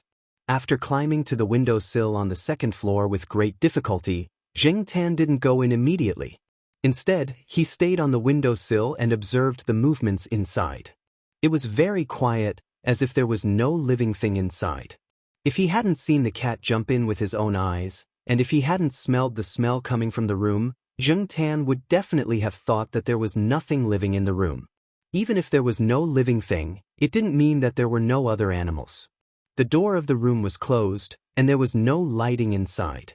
Looking at the sky and then looking at the room, he felt that the sky was actually brighter than the room. The night wind blew into the room, and the airflow circled around the room, bringing out the complicated smell inside. The window screen by the window swayed with the airflow, and the dancing white window screen added a strange feeling in this situation. When the window screen was lifted up by the airflow again, Zheng Tan saw the situation in the room. There were many animals in the room, but none of them were alive, except for the cat that Zheng Tan had seen just now, who was quietly sitting on a table. This was a room for animal specimens, and there were many animal specimens in it. Of course, after all, the space was limited, and it couldn't be compared to the variety and large animals in the museum. Most of the animal specimens in the room were small in size, such as some birds, small squirrels, rabbits, and so on. The animal specimens in the museum were basically donated by zoos, forestry, and other departments, such as some rare animals that died of diseases. Zheng Tan learned this later. According to Jiaopa, there were hundreds of animals frozen in the freezer used to store animal carcasses in the Tongshan Museum of Natural History. The museum's taxidermists were going to thaw them one by one and make them into specimens. However, for many private collectors, they were more inclined to make specimens of healthy animals. Some taxidermists didn't like dead animals, because some of the animals' carcasses had a higher degree of decomposition, and they couldn't stand the smell when the fur was peeled off, so they preferred to kill fresh animals. As for the animal specimens in this room, Zheng Tan's intuition told him that they had been killed in a healthy state. Perhaps it was because the people who made these specimens were not very professional, and compared to the specimens in the museum, these specimens were much worse in terms of production and preservation. Now, Zheng Tan even smelled the smell of rotten fur. He estimated that in 1 or 2 years, some of the specimens in here would be wasted. Maybe the owner didn't care about this. If the specimens were rotten or wasted, they could just make new ones and throw away the old ones to make room for the new ones. Zheng Tan didn't want to look at the animals that had been made into specimens. He mainly focused on the cat sitting on the table in the room. Opposite the cat, there was a cat specimen. The cat that had been made into a specimen was not an ordinary domestic cat, but its size was similar to that of an ordinary cat. Zheng Tan had been to exhibitions, so he naturally recognized several valuable cat breeds, but this cat was not one of the valuable breeds in his memory. Could it be a wild cat that lived in the mountains? Just like what the students had said when they were talking about it, in the wild, as long as there was no reproductive isolation, Could anything happen? In layman's terms, it was hybridization. For example, for wolf dogs and super cats, in addition to artificial selection, natural selection was always happening, especially in a place like Pyrolite Mountain, which was rich in species. Since it could be made into a specimen, it should be different from a domestic cat, but Zhang Zian didn't know how different it was. Zheng Tan stood on the windowsill and couldn't see very clearly, so he couldn't observe it in detail. However, it seemed that the cat specimen, whether in terms of size or appearance, should not be related, right? The cat just sat there quietly. When Zheng Tan turned to the windowsill, its ears moved, and it glanced at the windowsill, then stared at the specimen cat again. Face to face, eye to eye, the distance between the two was about 10 centimeters. Zheng Tan had a ridiculous feeling. He felt that the cat was not sad about anything. It was more like it was deep in thought, like a thinker. Zheng Tan knew that his idea was ridiculous, but on second thought, other people in his circle probably felt the same way when they looked at him. They felt that it was unacceptable that such a creature that was supposed to have low intelligence suddenly became smart. Zheng Tan, like most people, had underestimated the intelligent species on this planet. Maybe they didn't have the intelligence of humans, but they weren't as low as people thought. The cat just sat there and looked at the specimen for about half an hour, then left. When it left, it glanced at Zheng Tan and seemed to be surprised by Zheng Tan. After all, the other cats around it shrank to the side as soon as they saw it. After the cat left, Zheng Tan ran into the room and stared at the cat specimen, but he always felt that looking at the specimen gave him a chill down his spine, so he roughly glanced at it. After walking around the room, Zheng Tan left and returned to the base. For the next 2 days, Zheng Tan went to the wilderness with the practice team during the day and went out for a walk at night. Every day at this time, Zheng Tan would see the cat here, and every day the cat would do the same thing. Zheng Tan couldn't know what it was thinking. That day, at 5 or 6 o'clock in the afternoon, the practice team came back one by one. After eating in the cafeteria, Jiao Yuan and little Pomelo went to find the students to deal with the crabs they caught in the mountain stream when they came back today. The crabs they caught were all in a bag, so when they came back in the afternoon, they found that the crabs in the bag had almost all killed each other. There were also a few empty shells that had been eaten by their own kind. Zheng Tan didn't go with them.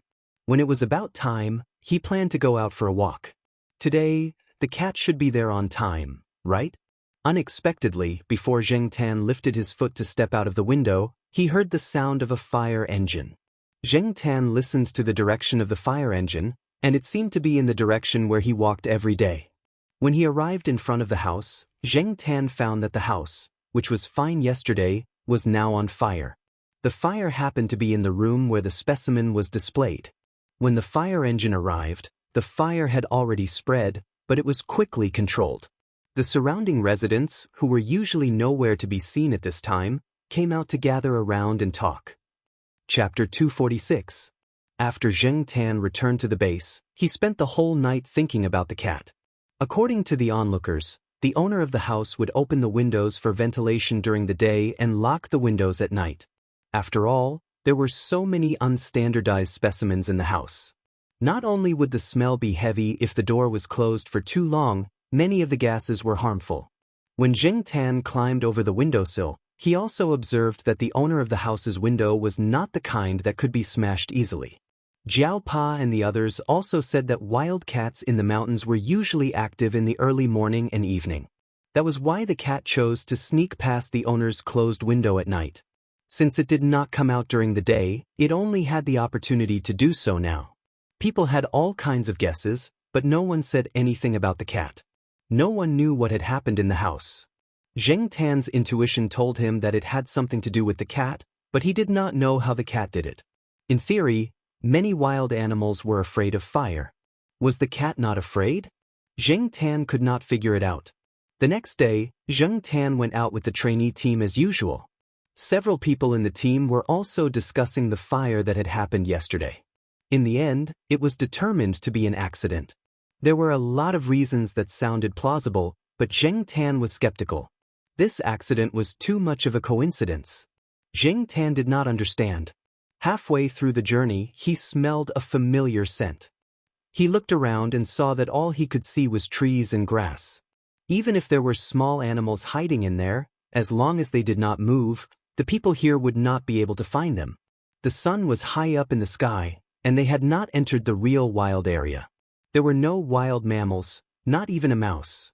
However, Jing Tan identified the scent in the air again. It was indeed the cat. Logically speaking, with the cat's survival skills, it should not have been so close to the trainee team. The people around did not have any strange reactions. They walked past the place and gradually went away. After walking for a short distance, the lead teacher asked everyone to stop and rest for a while. Jing Tan did not stay there. He ran back. "Black charcoal, don't run around," Jiaoma said. "It's probably going to poop, right?" Jiao Yuan said. The people around them suddenly understood, and they didn't pay much attention to it, including the Jiao family. However, the Jiao Pa frowned and looked in the direction where Jing Tan had left. Even if he wanted to take a dump, he didn't have to run back. What did this guy find? Jing Tan ran back to the place and followed the smell. Even if Jing Tan purposely lightened his footsteps, there were too many weeds around. He would make a slight rustling sound as he walked, and animals with sensitive hearing should be able to detect it. Jing Tan slowly walked over, his ears perked up as he paid attention to his surroundings. In the wilderness, he didn't dare to be careless. It was better to be safe than sorry. The direction of the wind had changed, and there was a hint of blood in the air. As Jing Tan approached, a low warning roar came from behind the bushes. It was the cat, but Jing Tan didn't know what had happened to it. The warning roar was warning Jing Tan that if he continued to walk forward, he would not be polite. Jing Tan stopped and looked at his feet. He picked up a small piece of soil and threw it in that direction. The cat was shocked, and the warning roar became louder. Jing Tan had good hearing. When the small piece of dirt hit the ground, he could even hear the sound of iron chains. On the night they arrived at the base, during the meeting in the conference hall, the people on the stage told everyone that there might be some traps on the mountain that had not been removed, such as iron clamps. They also asked everyone to be careful and try not to walk into the dense weeds. It was said that something had happened before. Although Jing Tan knew that the cat was trapped by a trap, he was still vigilant. He changed his direction and walked closer.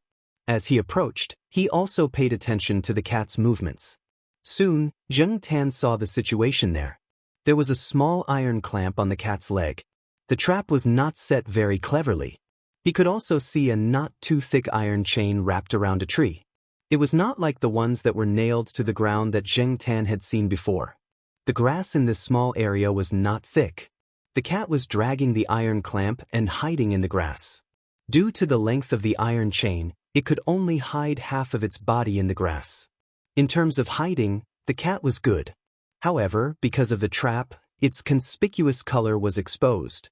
Jing Tan observed the cat from a place not far away. It was a cat with red stripes. The patterns on its body were similar to Depang's dragon Li, but the cat's fur was thicker and its body was bigger. When Jing Tan saw the cat, the first thing he thought of was the red animal that the teachers in the Jiaopa had talked about. However, Jing Tan was not sure. After all, there were too many strange species in this place. It might be a special breed of cat. Jing Tan knew that he had good luck after becoming a cat, but only occasionally.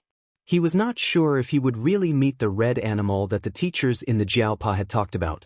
However, Jing Tan thought that the cat's IQ should be good yesterday, but now he was doubting it. This was a clumsy trap that was set up by children in the mountains. How did this battle-hardened cat fall into it? The iron clamp on the cat's hind leg was very new and not too big. According to what Jing Tan had heard in the past few days, this was a toy that children used to try to catch rabbits and weasels. The real hunters in the mountains would not only use this kind of toy. Besides, many of the villagers in the surrounding area had been informed that traps were not allowed in certain areas. In the past, the big iron clamp that almost broke the cat's leg was set up by the hunters. Observing the cat again, Jing Tan was distracted by its red fur just now. Only now did he notice that half of the cat's whiskers were curled. Judging from Jing Tan's personal experience, it probably had something to do with the fire last night. Otherwise, how could half of the cat's whiskers be burned like this? Jing Tan speculated that the cat's whiskers had never been burned before, so when it was burned, its perception was a little weaker. Due to the sudden burn, it was not used to it, so when it passed by here, it fell into the gutter. Anyway, it was true that the cat was clamped. The golden cat stared at Zheng Tan. Every time Zheng Tan took a step towards it, it would roar a few times. Perhaps because it was clamped, it did not trust anyone and was wary of everyone. It was not like the cold and distant attitude it had when it saw Zheng Tan a few days ago. Looking at the iron clamp on the cat's leg, although it was not big, it was very good quality. Sometimes, too good quality things could be troublesome. Zheng Tan wanted to try to break the clamp, but when he approached, before he could lift his paw, the cat swiped at him. If Zheng Tan had not retreated quickly, he would have definitely been caught. Sure enough, cats in the wild had bad tempers. They did not recognize people when they were angry. Perhaps the cat had been trapped here for a long time and was tired. After Zheng Tan tried a few times, the cat's movements became a little slower. Just when he was slightly relieved, Zheng Tan was almost scratched by its claws. In a fit of anger, Zheng Tan slapped it back. Perhaps it could not take the slap, and after being slapped by Zheng Tan, the cat fell to the ground, but its eyes were still fixed on Zheng Tan. Zheng Tan was ready to give it one last try. If it did not let him touch it, he would leave it alone. When Zheng Tan's paw touched the iron frame, the cat's leg shrank, but it did not wave its paw at Zheng Tan like before. Although it was still staring at Zheng Tan, the threat in its eyes was much less. Only now did it realize that I was being kind. Zheng Tan scolded in his heart. When the cat was caught in the clamp, it probably hated him as well. Now that it realized that he was trying to help it, it did not wave its paw. Although it was a toy for the children in the village, it still took Zheng Tan some effort. This clamp was different from the one in the Jiaopa's hometown that Zheng Tan had seen before. After breaking open the iron clamp, the cat quickly moved its leg away from the clamp. It did not bother to lick its wound and roared loudly a few times. Its roar was different from that of a normal house cat. It was not as sharp, and it was not as domineering as those large felines, but it was still very imposing. Looking at the situation, Zheng Tan suddenly felt that this cat was more like a young man who had just come out of the underworld and was venting his anger after being scammed. The Jiao family members were already calling for Zheng Tan. They were probably anxious because Zheng Tan had not been seen for a long time and heard the roar of some kind of animal. Zheng Tan looked at the cat's wound. It was bleeding just now, but now it was better. Looking at its movements, it did not seem to be too serious. At least its bones were not broken. After feeling that everything was fine, Zheng Tan ran to the place where the internship team was resting. Seeing that Zheng Tan was back, the internship team continued their journey. After hearing the roar, the teacher in charge suspected that there was some kind of animal, so they did not dare to stay here any longer. Did Black Charcoal fight with the animal just now? The Jiao Yuan asked while walking. I don't think so. Our cat is not a sheriff. It's not that aggressive, the Jiama said. Although it was unlikely that Zheng Tan had fought, to be safe, the 4 members of the Jiao family picked up Zheng Tan and checked it. There is blood on its paws. Little Pomelo found suspected blood when she wiped Zheng Tan's paws with a wet tissue. They nervously pinched Zheng Tan's paws and looked at them for a long time. They did not find any wounds, and everything was normal when it walked. Maybe it bullied some animal again, Little Pomelo said. Our cat bullied animals? The Jiao Ma doubted. She thought that animals in the wild were all fierce. Even a stray cat was a beast, not a cat. Compared with a stray cat, of course a wild animal was fiercer. However, seeing that their cat was really not injured, she did not say anything more. It was just that the Jiaos had let go of their worries too early. That night, the 4 members of the Jiao family did not go out. They stayed in the room and talked about what they had learned over the past few days. Zheng Tan was about to jump out of the window. The Jiao family was used to this guy walking outside for 2 hours every day. They were about to say something when they heard a sound similar to a cat's howl. Although it was a little different, it should be a cat. There were always a few cats whose howls were different from others. This was not uncommon in Chuhua City. Others might not be able to tell, but Zheng Tan could. It was the red-striped cat. Cats had many kinds of howls, and their howls were different depending on their mood and situation. Although they did not speak the same language, Zheng Tan felt that the cat's target was him. He lifted his foot and jumped out of the window. Black Charcoal is out on a date, right? The Jiao Yuan laughed.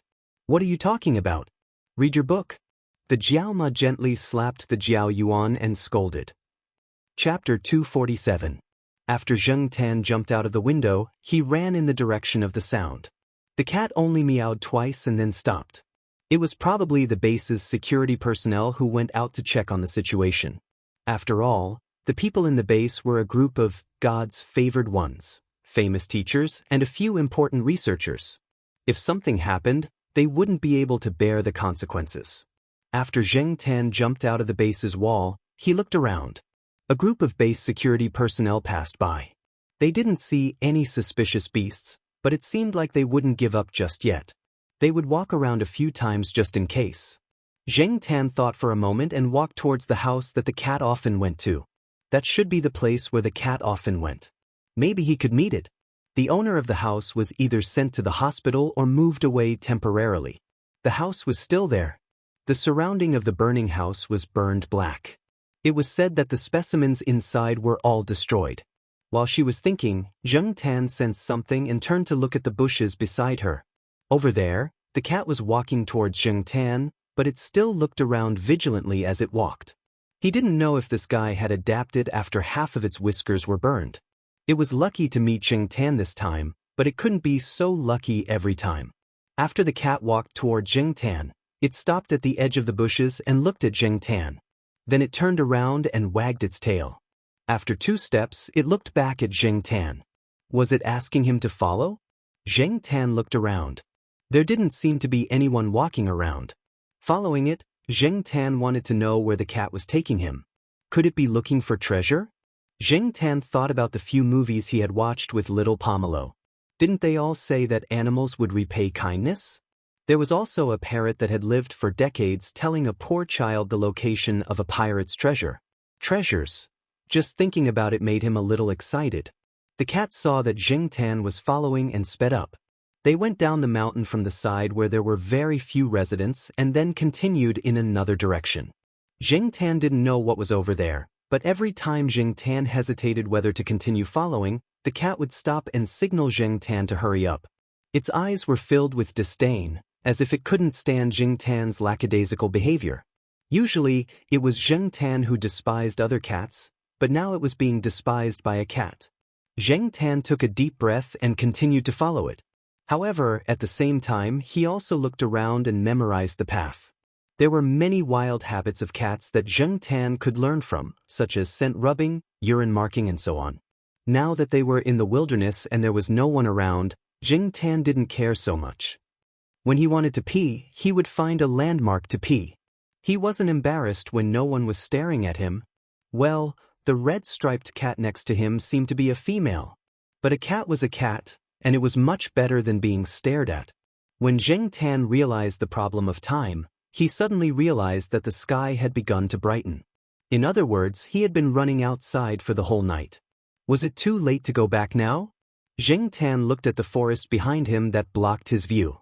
The Jiao family was probably worried, right? But since he had already walked so far, if he turned back now, wouldn't it mean that he had run for nothing all night? So Zheng Tan decided to continue following. It had rained during the day in the forest, so Zheng Tan and the red-striped cat found a place to hide from the rain. The cat liked to stay in the tree. Fortunately, the branches and leaves on the tree were dense at this time of the year, so they could block the rain. Zheng Tan wasn't used to it, so he found a big leafy plant that he didn't know what it was. He tore off a few leaves and put them on the branches to make a simple shelter from the rain. Although it wasn't as effective as an umbrella, it was much better than staying in the tree. After running for the whole night, Zheng Tan was hungry and tired. He only ate a few fruits along the way. Zheng Tan didn't dare to eat anything outside. There were a lot of plants that he didn't know about, so he didn't dare to eat them. During his time at the base, he had learned about some edible fruits when he went out with the trainee team. He could make do with them, but after all, cats were carnivores. Without meat to replenish his energy, Zheng Tan didn't know how long he could last. The red-striped cat next to him didn't tell him how far they had to run. To be honest, Zheng Tan now regretted following them. Although he had made markings along the way, he was still nervous. What if he got lost in the wild? Although he could identify the direction according to the sun, Zheng Tan wasn't a real wildcat, so he couldn't be absolutely sure. He hoped that it wasn't too far away, or he would just go back directly. If he went back now, it should still be too late. He didn't want to lose his precious cat life in this forest where there wasn't even a shadow of a human. Listening to the sound of the rain hitting the leaves around him and the cries of some other animals, Zheng Tan closed his eyes and prepared to take a nap. Suddenly, his ear itched. The cat next to him was licking Zheng Tan's fur. This was a sign of a good relationship between cats. The cats in the compound sometimes licked each other's fur, but Zheng Tan wasn't used to it. Pulling at her ears, Zheng Tan moved her head away slightly. The cat stopped licking her ears and started combing her hair. Cats spent a lot of time licking their fur. The two cats squatted next to each other in the tree to rest. In the afternoon, Zheng Tan opened his eyes. The rain had stopped, and the sun had broken through the clouds and shone on the forest. The birds around started to chirp again. The red-furred cat jumped down the tree and rushed into the forest. It didn't take long for it to come back. When it came back, it had a snake as thick as an adult's thumb in its mouth. The snake was still alive. After it came back with the snake, the red-furred cat looked at Zheng Tan in the tree. When Zheng Tan jumped down, it threw the snake in front of Zheng Tan, meaning for Zheng Tan to eat.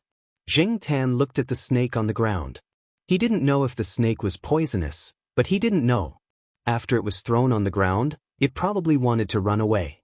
The ears of the red-furred cat that caught the snake twitched, and it didn't care about the snake anymore.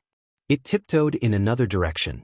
From the looks of it, it had probably found another prey, and one that was even more attractive than the snake. Zheng Tan retracted his gaze and looked at the snake on the ground again. He was hungry now. In the past, he didn't eat raw food, but in this forest, just eating fruits wouldn't give him enough strength to run. This was even more dangerous. If he didn't even have the strength to run away, it was tantamount to suicide, let alone go back. The snake did not manage to escape, and its head was smashed by Zheng Tan. Zheng Tan couldn't accept this kind of raw food, but his stomach accepted it completely. When he really ate, the red-furred cat had already returned. It had a bird in its mouth. It was a little bigger than the magpie Zheng Tan saw in Tsinghua University. It was still alive and was flapping its wings in the cat's mouth. However, it soon stopped flapping and entered the red-furred cat's stomach. Watching a wild animal eat up close wasn't a very pleasant thing. It was quite bloody. In order to replenish his strength, Zheng Tan ate as much snake meat as possible. He didn't look at the ferocious cat eating the bird again. Zheng Tan didn't finish the snake. He only ate half of it. This was the first time he tried this. Because of psychological reasons, he wasn't completely used to it. However, since there was a first time, there would be a second time and a third time. Zheng Tan decided to catch prey himself next time. He couldn't rely on the red-furred cat. As for the bird, all that was left was a few bones on the ground and a blood-stained feather that had been forcefully torn off. There were other wild animals coming over. They probably smelled the scent. Zheng Tan and the red-furred cat quickly left the place and found a new place to rest. After eating, the red-furred cat began to spend time licking its fur. There were still bloodstains on the corners of its mouth. However, after licking its fur, it quickly returned to its original state. It was lazy and was completely different from the ferocious cat just now. Zheng Tan found a few leaves and wiped them. It had just rained, so there were many traces of water on the leaves and in some of the holes in the rocks. Zheng Tan could still wipe the bloodstains. After resting for a while, they continued on their way. The more they walked, the more confused Zheng Tan became about the direction. Before, Zheng Tan had some confidence that he could return, but now, if the red-furred cat didn't lead the way, Zheng Tan would definitely get lost. Just as Zheng Tan was thinking about when to return, he saw a big red guy. On the other side of the stream, there was a big wild boar. Zheng Tan estimated that this guy might be more than 300 kilograms. The wild boars people had seen in the forest were generally 150 to 200 kilograms. Even a 100 to 200 kilogram wild boar could cause a lot of trouble for people, not to mention such a big guy. However, what made Zheng Tan more curious was the color of the wild boar's fur. Under the sun, the red fur on its body was like a burning fire, bright and eye-catching.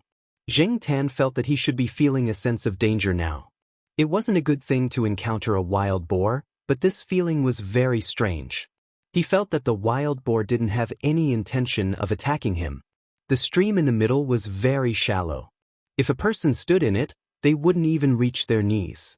It would be very easy for the wild boar to come over.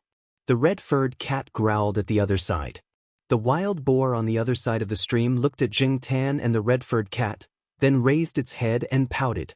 With a sense of arrogance, it rushed into the forest and quickly disappeared. One could only guess which direction the wild boar went from some sounds. After the wild boar left, Zheng Tan still didn't give up on the idea of going back. However, when he moved his ears and looked in the direction of the soft sounds in the grass, Zheng Tan saw a cat. The cat also had red stripes on its body, but there were other colors. The proportion of red was not much. Its size was about the same as the cat that brought Zheng Tan here. The two of them were playing around. Then, Zheng Tan saw a few more cats poking their heads out of the grass. Zheng Tan now realized that the red-furred cat wasn't bringing him to find the treasure, but to its nest.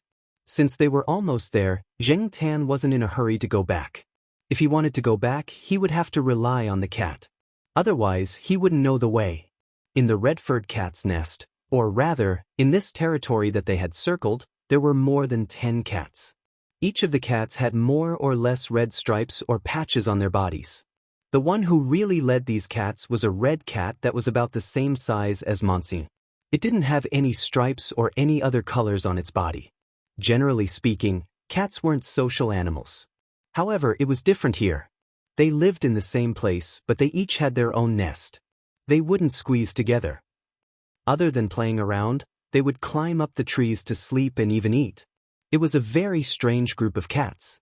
Towards Zheng Tan, an outsider, a few of the cats showed signs of rejection and vigilance. The other cats didn't get close to him, but they didn't alienate him. The big red-furred cat in the lead, other than hunting, spent most of its time lying on a tall tree. These cats should be related by blood, right? Zheng Tan guessed. Chapter 248. Zheng Tan could not stay there any longer after a day. None of the cats seemed to have any intention of leaving the area. Even if a cat did leave, Zheng Tan did not dare to follow it. He did not know if the cat was going in the same direction as him. The red-striped cat that brought him here had been staying in the area since it came back. When it ran out last night, Zheng Tan was full of expectations and followed it. In the end, he found out that it was only going to look for food and had no intention of going out.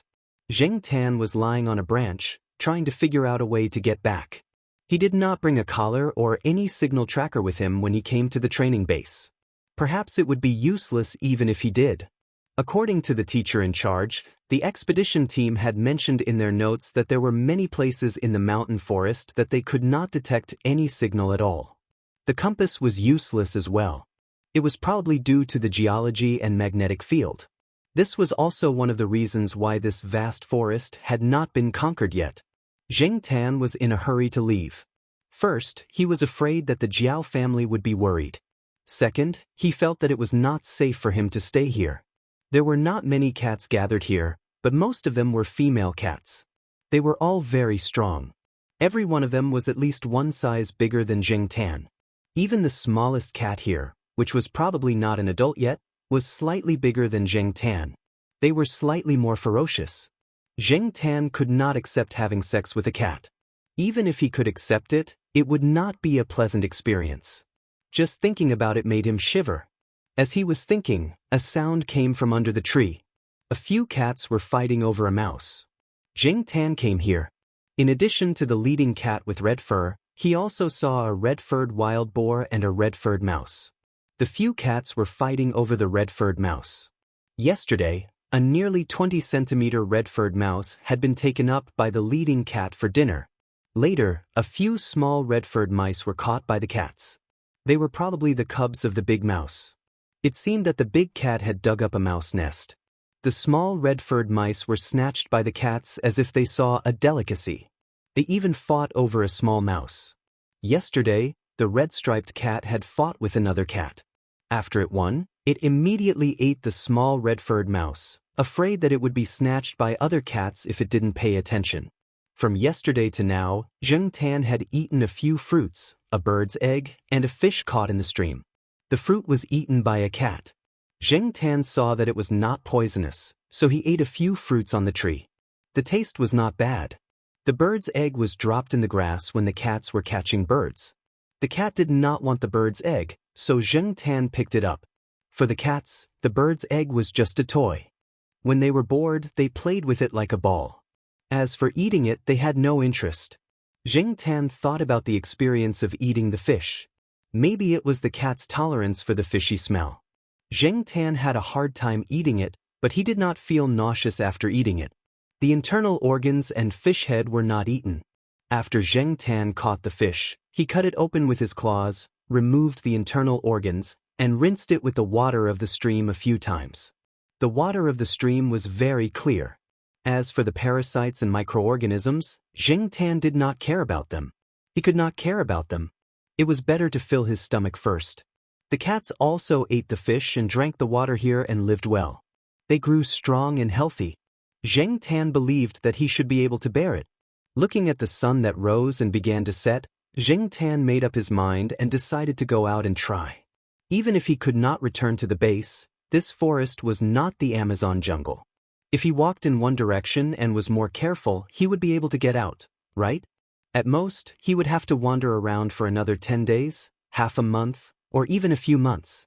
It would be good if he could go back. If he waited here, he did not know when the cats would leave. If they did not leave, then would he have to stay here forever? After making the decision, Zheng Tan came down from the tree and looked around. There were a few cats playing around. The red-striped cat was lying on the tree and sleeping. The leader cat was looking at the birds flying in the sky and curling its lips. It was probably thinking about where to go to look for food at night. Should he say hello? Zheng Tan snorted in his heart. There was a language barrier. How could he say hello? He remembered that when he came here, he seemed to have come from that direction. There was a stream there, and there was a big wild boar there. He should walk along the stream. After Zheng Tan confirmed the direction, he lifted his feet and walked in that direction. As he walked, Zheng Tan felt that the leader cat was looking at him. It did not stop him, nor did it do anything else. After walking for about 50 meters, Zheng Tan heard a call from behind. It was the red-striped cat. It had come down from the tree and was running toward Zheng Tan. Perhaps it realized that Zheng Tan was going to leave, so it came over to stop and persuade him to stay. However, before it could get close, the leader cat jumped down and slapped the red-striped cat to stop it from coming closer. The red-striped cat pressed its ears and seemed to be very unhappy. It felt that Zheng Tan was a good cat and would be a good companion, so it brought him back. How could it leave? After stopping the red-striped cat and making sure that it would not come over, the leader cat walked in the direction of Zheng Tan. Zheng Tan felt some pressure from its larger body, but Zheng Tan did not feel any malice or threat. When the leader cat passed by Zheng Tan, it paused and looked at Zheng Tan, then continued to walk. After walking a little further, it turned back to look at Zheng Tan again. Zheng Tan's heart skipped a beat. It was leading the way. He hurried to catch up. After running for 2 steps, Zheng Tan stopped and turned back. The striped cat was still standing there. It did not follow him, but it kept looking at him. If it was a cat that lived in the jungle, it would be good to stay here. Unfortunately, Zheng Tan's ambition was not here, and he was not a real cat. He actually wanted to make a comfortable nest for the striped cat that could shelter it from the rain, but later he realized that it would be too conspicuous. If someone came here, they would probably find it. With Zheng Tan's ability, he could not make a nest that was too hidden. Since these cats lived well here, they must have their own survival skills. Zheng Tan did not want to be nosy. If he could leave successfully, he probably would not come here again. Zheng Tan thought. After one last look, Zheng Tan lifted his feet and followed the cat in front of him. It was a little different from what Zheng Tan had imagined. The places that the leader cat led Zheng Tan through were different from what Zheng Tan remembered yesterday. Along the way, the leader cat also caught a red-haired mouse. It was probably from the same litter as the little red-haired mice, but it did not expect to be bumped into by the big cat. The tail of the red-haired mouse was stepped on by the leader cat. Compared to the paws of the leader cat, The red-haired mouse was really not enough. Zheng Tan looked. The leader cat did not seem to care about such a small red-haired mouse. Today, when the other cats were fighting for the little red-haired mice, the big cat did not even bother to look at them. The two cat paws played with the red-haired mouse for a while, then the leader cat lost interest.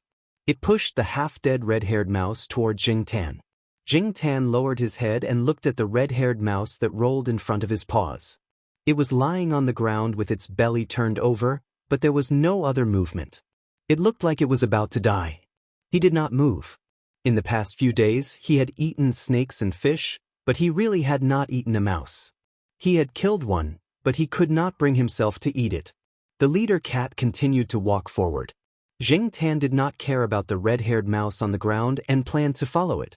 Unexpectedly, the leader cat saw that Zheng Tan did not touch the red-haired mouse, so it turned around and pushed the red-haired mouse to Zheng Tan's feet. Did this mean that if he did not eat the mouse, he would not lead the way? But Zheng Tan really did not want to eat this. At least, he could not eat it now. The two cats stood there like this, facing each other. Zheng Tan was helpless. They could not keep staring at each other like this, right? But the cat in front of him was looking at him with an ungrateful look. What should I do? Zheng Tan looked around, and his eyes fell on a vine plant.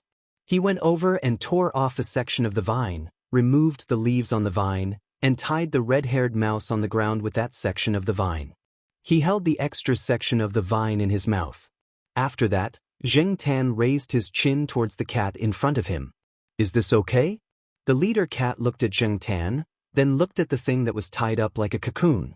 It looked at Zheng Tan with disdain, then lifted its feet and walked forward. It did not matter if it looked down on it as long as it led the way. After all, they would go their separate ways in the future. Out of sight, out of mind. Zheng Tan thought to himself.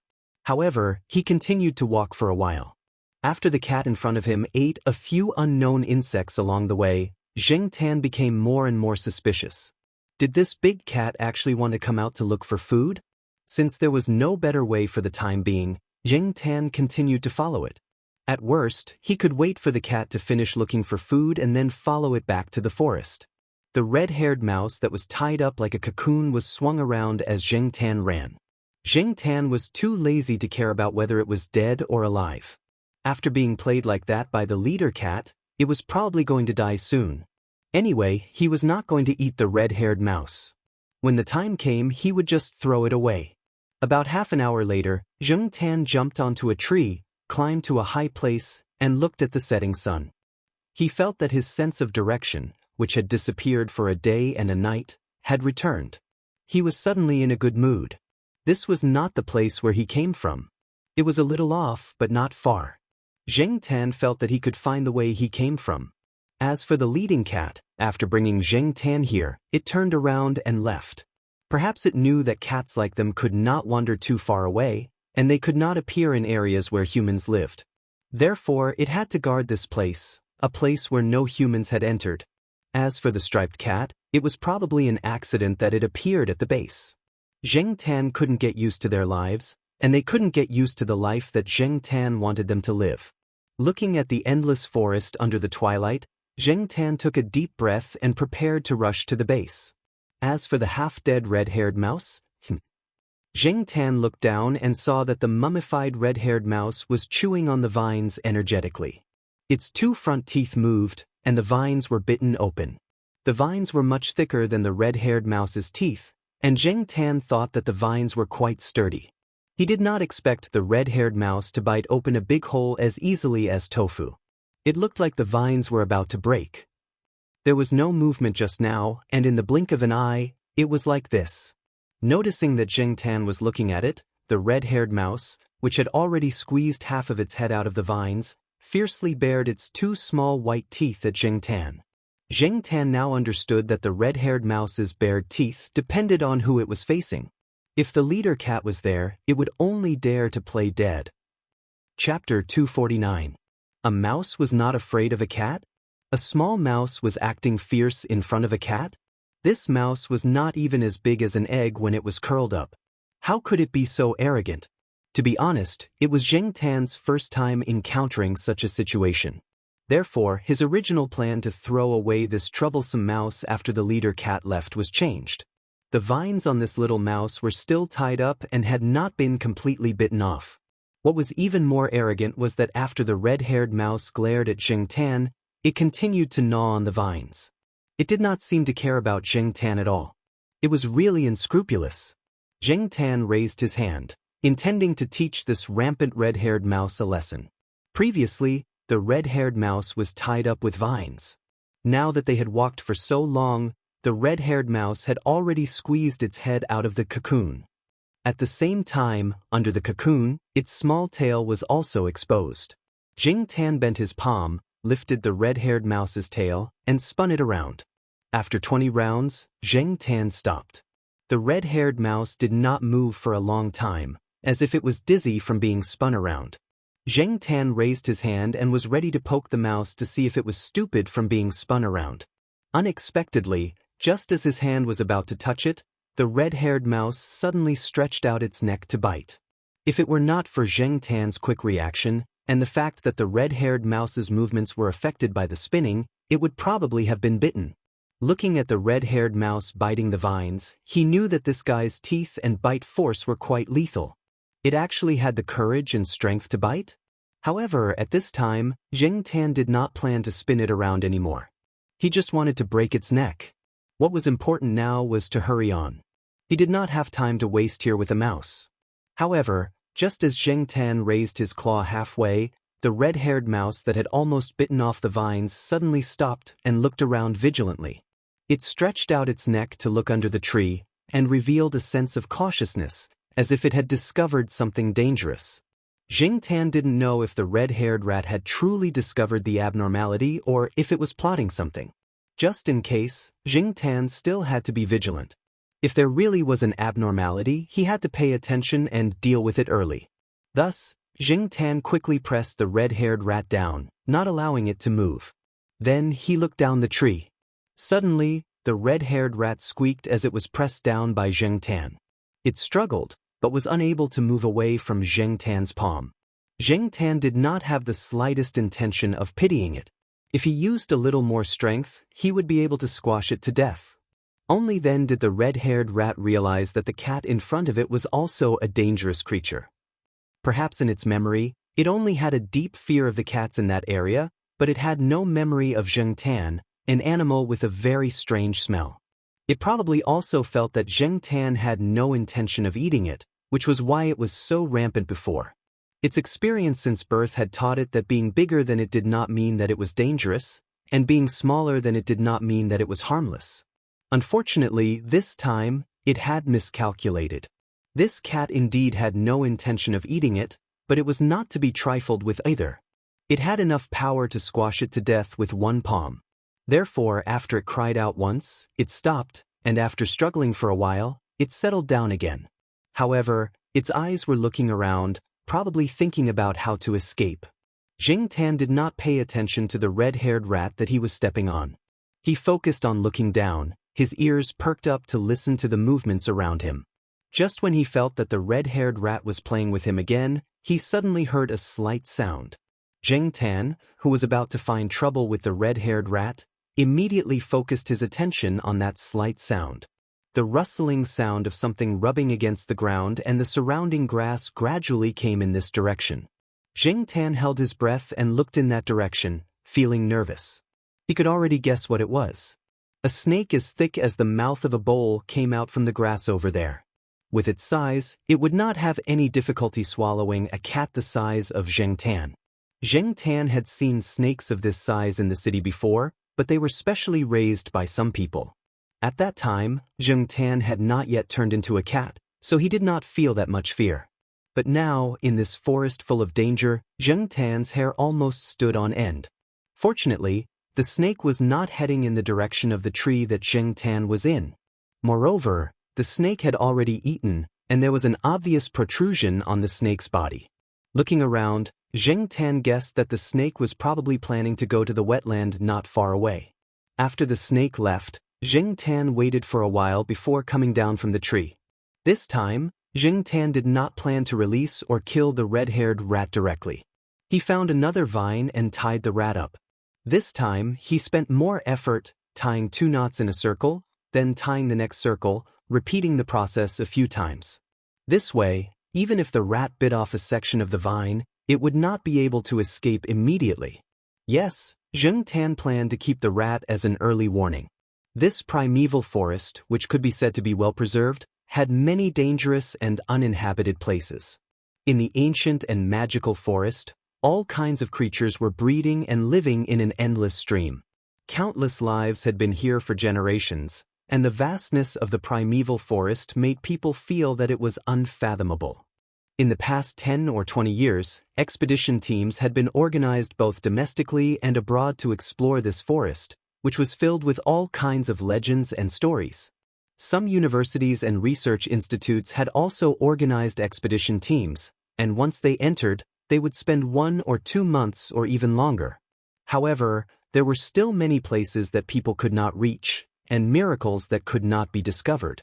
At the same time, it also showed that there were countless unpredictable dangers in this forest. Zheng Tan admitted that he had underestimated this forest. In Zheng Tan's original mind, the forest that was filled with all kinds of dangers was similar to the Amazon jungle. What was there to be afraid of in a place like Tangshan City? Even when he followed the red-striped cat into the forest, Zheng Tan did not encounter any danger or crisis. But now, he suddenly realized that he had been too naive. Many of the wild animals that lived in this forest were deliberately hidden, and Zheng Tan might not be able to discover them in the first place.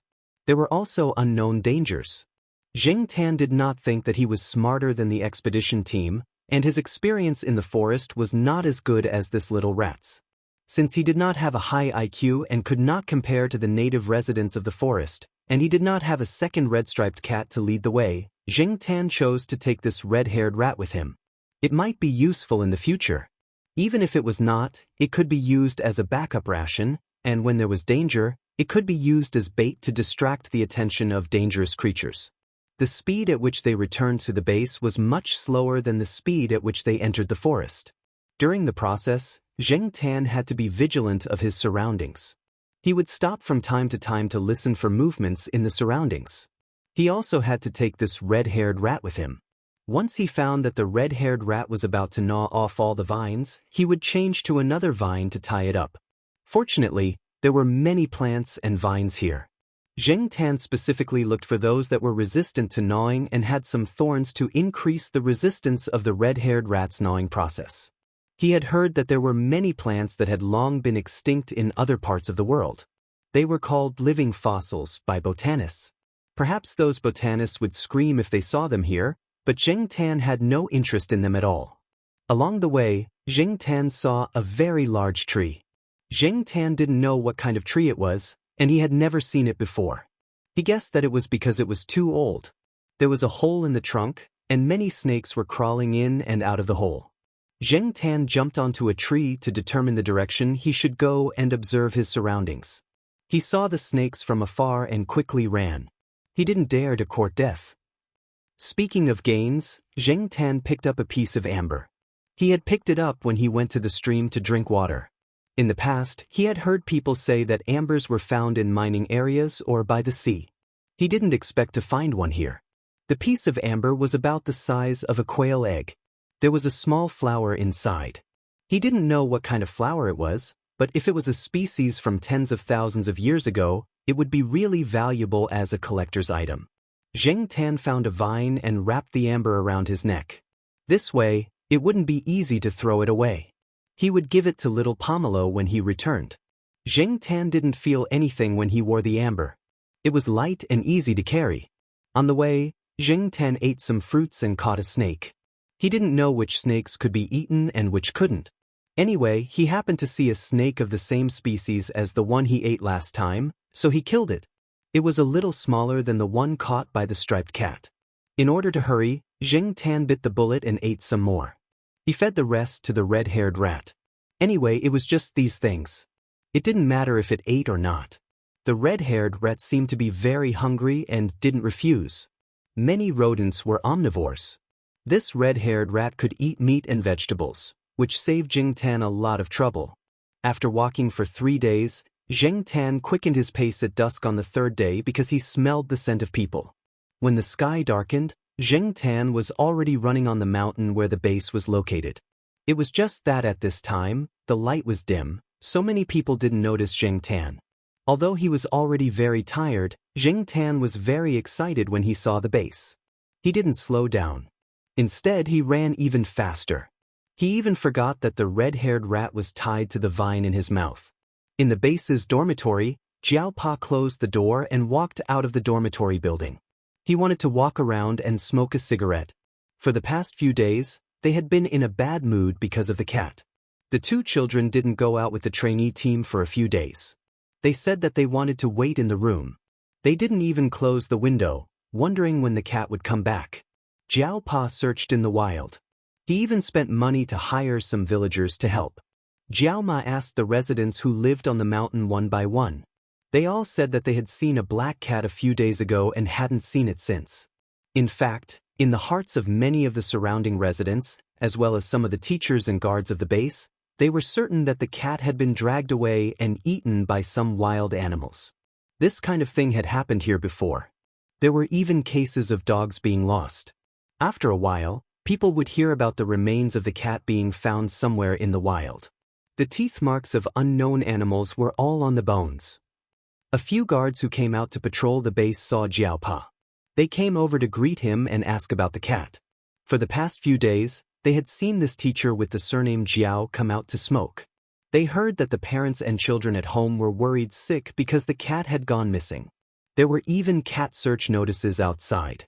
"Teacher Jiao, you haven't found your cat yet?" a young-looking person asked. Jiao Pa shook his head. "Don't worry. Maybe it will come back by itself at any time. In the past, there was a cat in my house that disappeared for a month and came back by itself." "Yeah, don't worry. You can go back and rest. Don't go out." Yesterday, someone went out in the middle of the night and was bitten by a snake. Fortunately, it wasn't a venomous snake. The guards talked one after another. Suddenly, one of them pointed at the wall not far behind Jiao Pa and shouted, "What is that?" Zheng Tan had just climbed over the wall when he saw a beam of light coming over. He quickly jumped down and planned to run to the building where he lived. Unexpectedly, the vine suddenly broke off when he landed. The red-haired rat had almost bitten off the vine. When Zheng Tan landed on the ground, the rat pulled the vine away. It wanted to escape, but Zheng Tan held it down with a slap. Chapter 250. Seeing Zheng Tan, Father Jiao's heart, which had been hanging in the air for the past few days, finally relaxed. It was good that he was back. He was worried that his cat's son had been taken away by some wild animal. However, when Jiao Pa walked closer, he frowned when he saw the mouse that Zheng Tan had pinned to the ground with the help of his flashlight. The light at night was not good, and it would affect people's judgment of color. Even so, when the flashlight shone on the mouse, the red light reflected made Jiao Pa's heart skip a beat. His heart, which had just calmed down, was in his throat again, and his heart rate increased. The security guards behind him rushed over. "Hey, is this Mr. Jiao's cat?" "It should be. It seems to be the one on the cat search notice." "It's this one, definitely. Oh, it even has a mouse in its mouth. Is it back for a reward?" The security guard who first saw Zheng Tan climbing over the wall said as he looked at the squeaking mouse. The other security guards also turned their attention to the mouse.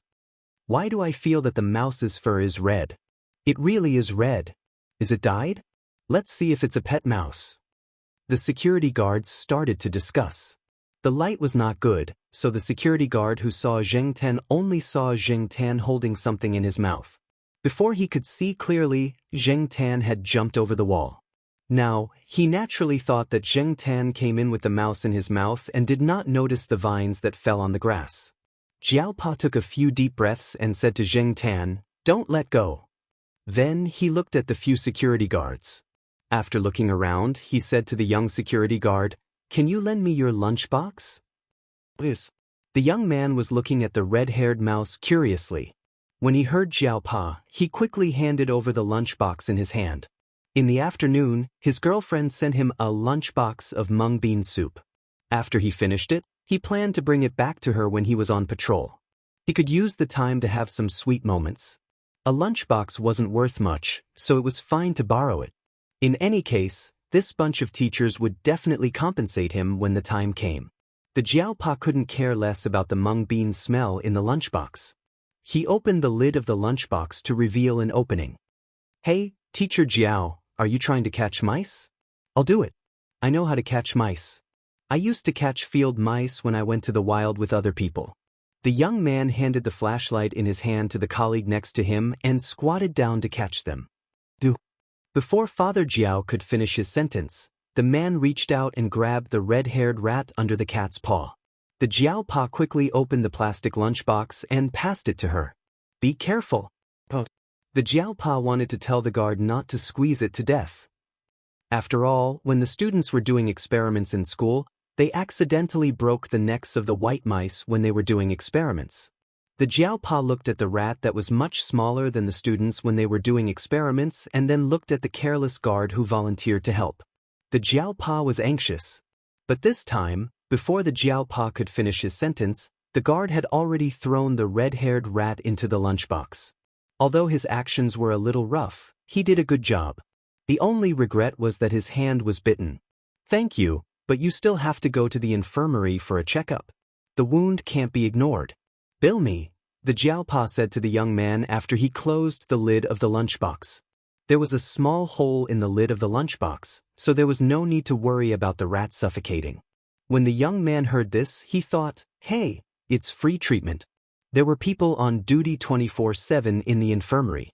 Recently, there were a few medical students who came for their internships. He heard that they were quite pretty. The young man's heart was rippling. After greeting his colleagues, he went straight to the infirmary. He had a reason to skip work and see beautiful girls. What a good thing. After the guards left, the Jiaopa carefully held the lunchbox and looked at Zheng Tan, who was still looking around. "Where are you going?" His tone was calm, but Zheng Tan felt that there was a pressure around him. He shivered. It was probably because of the low temperature at night in the mountains. Zheng Tan followed the Jiaopa back to the dormitory. He directly climbed through the window. Anyway, he lived on the second floor, so it was easy to climb through the window. Little Pomelo was sitting at the table with a pen in her hand. She wasn't in the mood to work on the summer vacation homework that was spread out on the table. If she flipped a few pages forward, she would see a pencil-drawn cat on every page. While she was thinking, the screen was pulled open. Little Pomelo and the Jiao Yuan, who was torturing the crab to vent his depression, both looked at the window. "Black charcoal." "Mom, black charcoal is back." Jiaoma had just finished washing the clothes. She had just received a call from the Jiaopa. The Jiaopa had something to do and would be back later. Seeing the black cat on the table, his depressed mood was finally lifted. He thought to himself, "This cat is just like a human. If I don't leave it alone for a period of time, it will go crazy." This time, it even went missing, causing everyone to be worried. Grounding it was necessary. For the rest of the time, this cat would not be able to go out again. Jiaoma scolded Zheng Tan and ordered him to be grounded. At the same time, she carefully checked Zheng Tan's body to see if he was injured. Then she found a plastic tub and filled it with water for Zheng Tan to soak in. Zheng Tan came back covered in dust. He even felt the active fleas on his body. He really did need a good bath. Something seemed to be missing. "Where's the amber?" Zheng Tan realized that the amber around his neck was gone. He still had it when he went up the mountain. It probably fell off when he went through the bushes around the base. He would look for it tomorrow. After Zheng Tan finished her bath, she wrapped herself in a towel and sat on a stool to wait for her fur to dry. Father Jiao came back with an anxious look on his face. He didn't bring the plastic lunchbox with the red-haired rat, and he didn't know where he put it. "What happened?" the Jiaoma asked. "Is black charcoal injured?" the Jiaopa asked. "No, he just had a meal and took a bath. He seems to be in good spirits," the Jiaoma said. "That's good," the Jiaopa breathed a sigh of relief. It turned out that the young guard who was bitten by the red-haired rat was in trouble. It had only been an hour since he was bitten, but the young guard's hand was already swollen like a bun. He was also dizzy. Fortunately, they had a good supply of medicine, and he came to get treatment in time. Otherwise, he might have died. The Jiaopa immediately came back to check on the situation. When he saw that Zheng Tan was fine, he gave a few words of advice and left. Zheng Tan listened to the Jiaopa's words and broke out in cold sweat. He finally realized how dangerous the rat was. Fortunately, he was not bitten by the rat in the forest. Otherwise, he would have become the feces of the beasts or insects in the forest. Before the Jiaopa left, he said that he might come back very late. He might not even come back to sleep. The Jiaopa was not the only one. The other teachers who led the team, whether they were asleep or not, all rushed to the same place.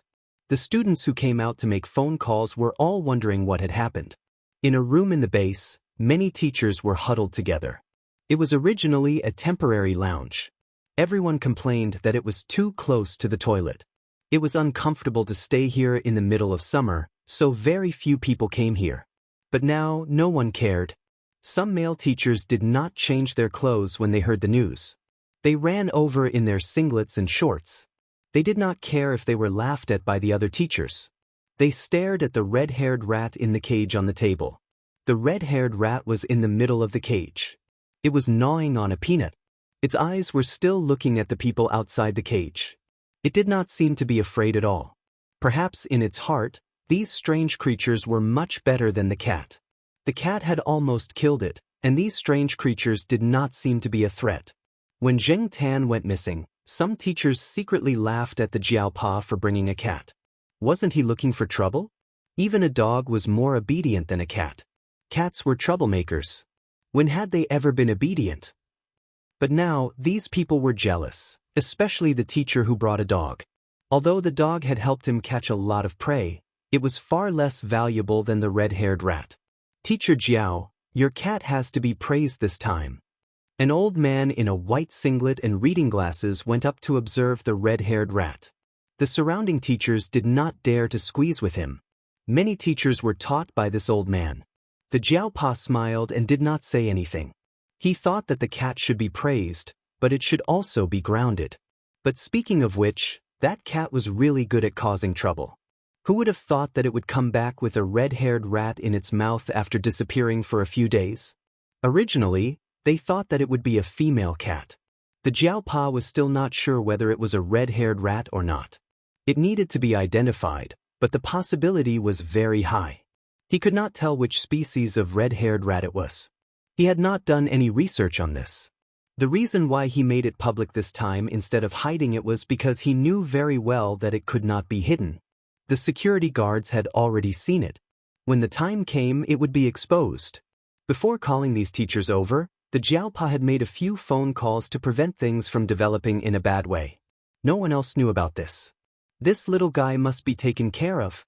"No, I'll call someone to take care of it," the old man said. "We won't trouble you, Professor Wang. We have already arranged for someone to take care of it." The person who spoke was a middle-aged man. He was a professor at Tsinghua University.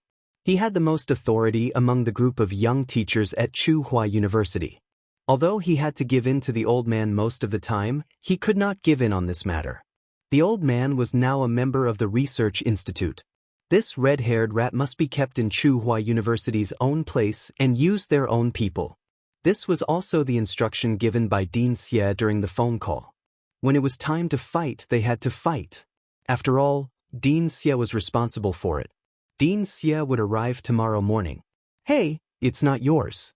Why are you in such a hurry?" "Little Jiao, don't worry. The person I found is absolutely professional.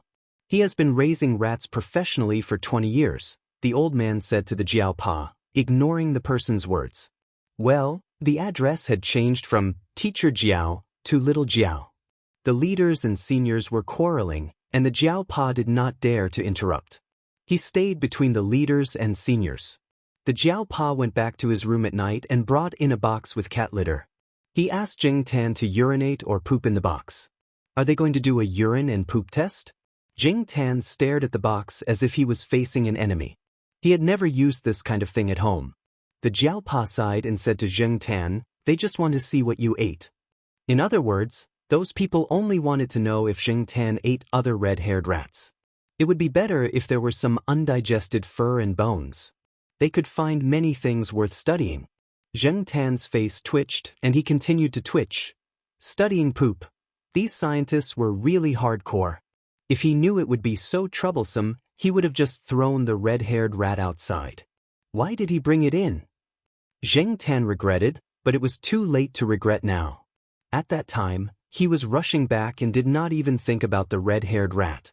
When he regained his senses, he had already climbed over the wall and entered the base. Chapter 251.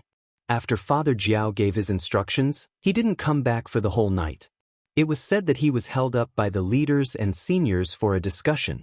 The species of the red-haired rat hadn't been completely identified yet, but it was now regarded as a treasure by the researchers in related fields. Father Jiao, as the first person to discover the red-haired rat, should have the right to speak. He was held up by the people there and couldn't leave, so he didn't sleep well the whole night. Although those people usually went to bed early and woke up early, they would get excited whenever they encountered something they were interested in. It was common for them to stay up all night in the laboratory when they were young, but they couldn't stay up all night as they were getting older. However, they made an exception this time. Therefore, if they didn't leave and rest, Jiao Pa wouldn't be able to rest either. Zheng Tan woke up with the Jiao family early in the morning. Jiao Ma bought breakfast for the two kids and Zheng Tan. A man in his early 20s came in while they were eating. "Hello, Miss Gu." The man greeted her with a smile. He quickly glanced around the room and paused on Zheng Tan for a while, then moved his eyes away. It seemed like he was looking for something. "You must be Shaoli. I already know. It's in the bathroom," Jiao Ma said as she led the man to the bathroom. Zheng Tan was eating an egg when he saw the man putting on gloves while walking towards the bathroom. He immediately knew what he was after. Everyone was having breakfast early in the morning, but the man came in to take away the poop. How impatient could he be? Scientists were indeed a strange race. The man named Shaoli put on his gloves and came out with the box. When he saw Jiao Yuan and little Pomelo looking at him, he seemed a little embarrassed. He knew it wasn't right for him to come at this time, but he had no choice. His superiors had already given him the order, so he had to carry it out. He had promised to dedicate his life to science. What was a little embarrassment? "Mom, let's take black charcoal to the vet after breakfast. I heard that there are many parasites in the wild. If he eats something bad," Jiao Yuan said. However, before Jiao Yuan could finish his sentence, he was interrupted by Jiao Ma. "Eat your food. You don't have to worry about this. After eating, go and do your summer homework." After a pause, Jiao Ma added, "Black charcoal can't go out. You have to wait for your dad to come back." Jiao Ma wanted to take Zheng Tan out to see a veterinarian, but Jiao Pa had already told her that those people were now eyeing black charcoal, so she couldn't take him out. Jiao Ma sighed as she looked at the cat eating an egg on the chair. Raising a cat was even more troublesome than raising a child. Why was he so good at causing trouble? She wasn't interested in any red species or new genetic discoveries at all. She just wanted the cat to behave. Unfortunately, when it was almost noon, Jiao Pa finally came back. Along with Jiao Pa were a few people in their 40s and 50s, as well as two old men. Zheng Tan recognized a few of them. The one leading them was the dean of the Institute of Biological Sciences at Tsinghua University. In the past, when this person saw Zheng Tan around the Institute of Biological Sciences, he didn't have much of a reaction. He didn't seem like someone who liked cats. But now, this person couldn't hide the smile on his face. He had been staring at Zheng Tan since he entered the door. He nodded and said, "Good cat. This is a good cat." Zheng Tan was speechless. He couldn't bring himself to be happy with this compliment. It would have been better if the word cat had been changed to human. Being called a good person was better than being called a good cat. It had to be said that Jiao Pa's prediction was very accurate. These people came over to ask Jiao Pa to take Zheng Tan out. They wanted to see if they could find the red-haired rat's territory through Zheng Tan and find more red-haired rats. One rat wasn't enough to go around. Some people even wanted to put a rope around Zheng Tan or put him in a cage to take him out, but the Jiao Pa refused. Zheng Tan followed them out. Many of the people accompanying him were big names in their field of research. However, Zheng Tan didn't feel honored at all, and he didn't have time to look at the others. He was thinking about how to act dumb later. How to act dumb in a more natural way, like a normal cat. The group of people attracted a lot of attention as they walked. Some of the young teachers and researchers working in the base rarely saw one of them, but now they saw a group of them. They stood there and called out their names, not knowing how to say their names. They were so nervous that they even stuttered when they spoke. However, these big names weren't in the mood to talk to the teachers and researchers. They were all staring at the cat in front of them. At the end of the road, Zheng Tan stopped. There was no road ahead. It was all woods and grass. Hey, why did he stop? Mr. Jiao, why did your cat stop? A few impatient people asked. Therefore, the Jiao Pa started to work with Zheng Tan in front of everyone and let him continue to lead the way. Zheng Tan yawned. He thought about how Huang had dealt with his mistakes in the courtyard. Then, according to his memory of Huang, he tilted his head and his body and fell to the ground. Then, he started to roll on the ground as if nothing had happened. The Jiao Pa, everyone. The Jiao Pa was impressed by Zheng Tan's ability to act dumb. He must have done it a lot. The others felt a wave of disappointment.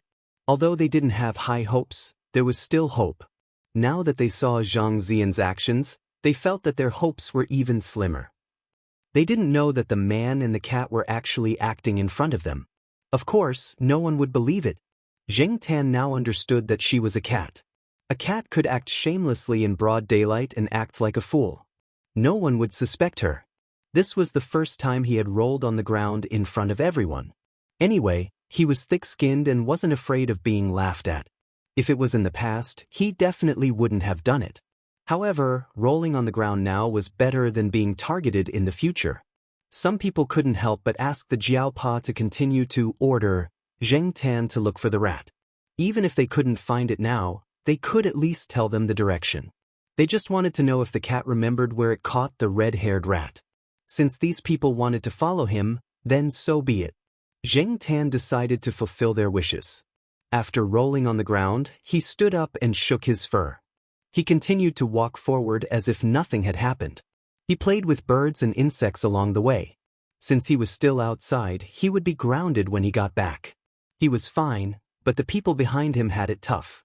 After walking one round, they were all out of breath. Some of the older ones had to be supported by others. They knew that their physical strength was definitely not good enough, but they just wanted to see the direction with their own eyes. They would follow him for a few more steps. If they couldn't hold on any longer, they would ask their subordinates to follow him. Even if they couldn't find it this time, they could still ask someone to go in that direction. Otherwise, with so much manpower and money spent every year, there wouldn't be many new discoveries. What could they find if they ran around like headless flies? They might even lose their lives. The Jiao Pa was still trying to persuade them not to count on Zheng Tan and to go back. However, these people were more stubborn than the other. This road seems to be the one we took when we brought the students out to collect specimens, the Jiao Pa said. He didn't know where Zheng Tan was leading them to before, but now he finally understood. The cat wanted to torture these people. If they walked a little further, they would find it, and they would have to go back. It's true. Some of them were more familiar with the area. They felt that something was wrong just now, but they didn't say anything. Some of them were still hoping for a fluke. When Zheng Tan brought them to a place near the road again, they were finally discouraged. That's right. What can you expect a cat to do according to your wishes? If cats were so good, they would have been used for training by people in certain industries long ago. Why would they train dogs? Perhaps this cat was really just a coincidence. This is fate. An old man who was sitting on a stone and gasping for breath sighed while slapping his legs. He did not have much regret or unwillingness. He had lived for so long and had seen a lot of things. In the past, he had seen albino bears and albino moles that had caused a sensation in this place. He had also followed the expedition team organized by the international organization to explore the mountains and brought back many specimens of living fossils. Now that he could see a suspected red mouse, he should be satisfied. How many people who went in for money never came out? Most of the time, people who found new species or animals that were on the verge of extinction only found them by chance. Just like the old man said, this was fate. The group of people was so tired that even walking back to the base on the road was tiring. In the end, they called a car to pick them up. After the Jiao Pa went back, he talked to the leaders and then took Zheng Tan to the vet. After disappearing for a few days, it was better to have a checkup. The vet was not far from the infirmary.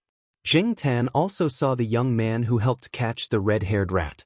He heard that it was very dangerous yesterday. Fortunately, he survived the treatment in time. He didn't expect that he could talk to girls so energetically now. In the infirmary, the young man was telling a few girls about how he caught a rat, scaring them. Now that he knew that the rat he caught yesterday was a rare animal, he was showing off to everyone. He was the one who caught the rat, and the lunchbox was also his. What? You don't believe me? If you don't believe me, look at my wound. Can a normal rat bite be so swollen? Sure enough, he forgot the pain after the scar healed. Jing Tan despised him.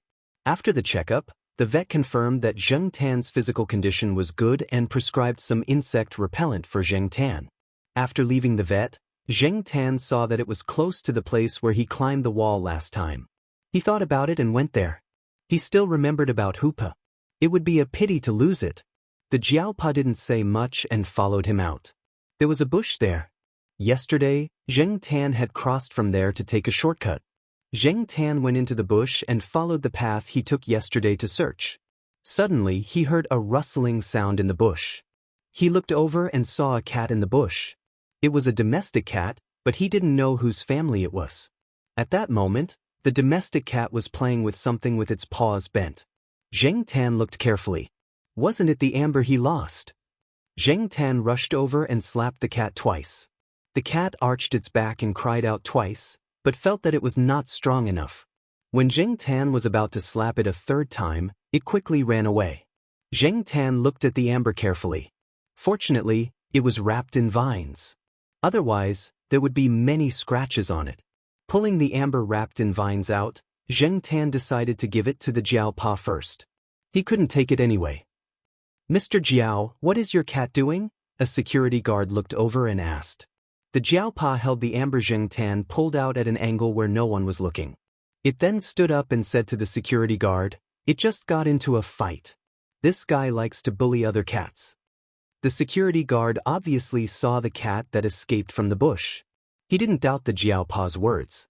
Early in the morning, someone had asked him to pay attention to the movements of the teacher and the black cat, but he didn't find anything unusual. Wasn't it just a cat? Did those people have to watch it so closely? The Jiaopa seemed to casually change the bag and put the amber wrapped in vines into the bag of insect repellent. Chapter 252. After returning, Jiaopa found an excuse to take a break. He took out the item that his cat's son had taken out and looked at it. When he got it, he wasn't sure what it was. He didn't know if it was a precious item, but his past experience told him that the cat always had its reasons for doing this. So, just in case, he carefully hid it. Now that he had time, he took it out and looked at it. He carefully pulled the vines away, revealing the amber inside. The vines were peeled off and put aside, not thrown away. This plant was found in the flora, and it was indeed from the mountain forest.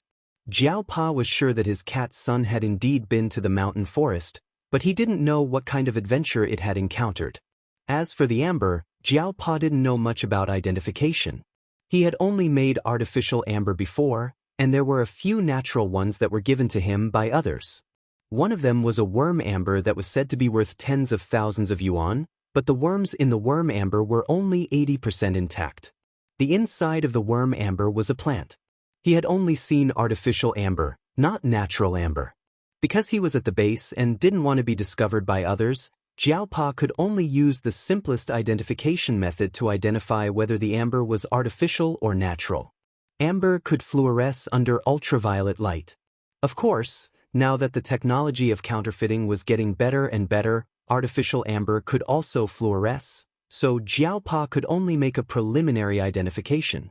The identification result showed that the amber fluoresced under ultraviolet light, and the small flower inside was very bright. It was so blue that it was almost purple. Jiaopa even checked the rare plants newly compiled by some botanists in the past 2 years, but he couldn't find anything similar to the small flower inside.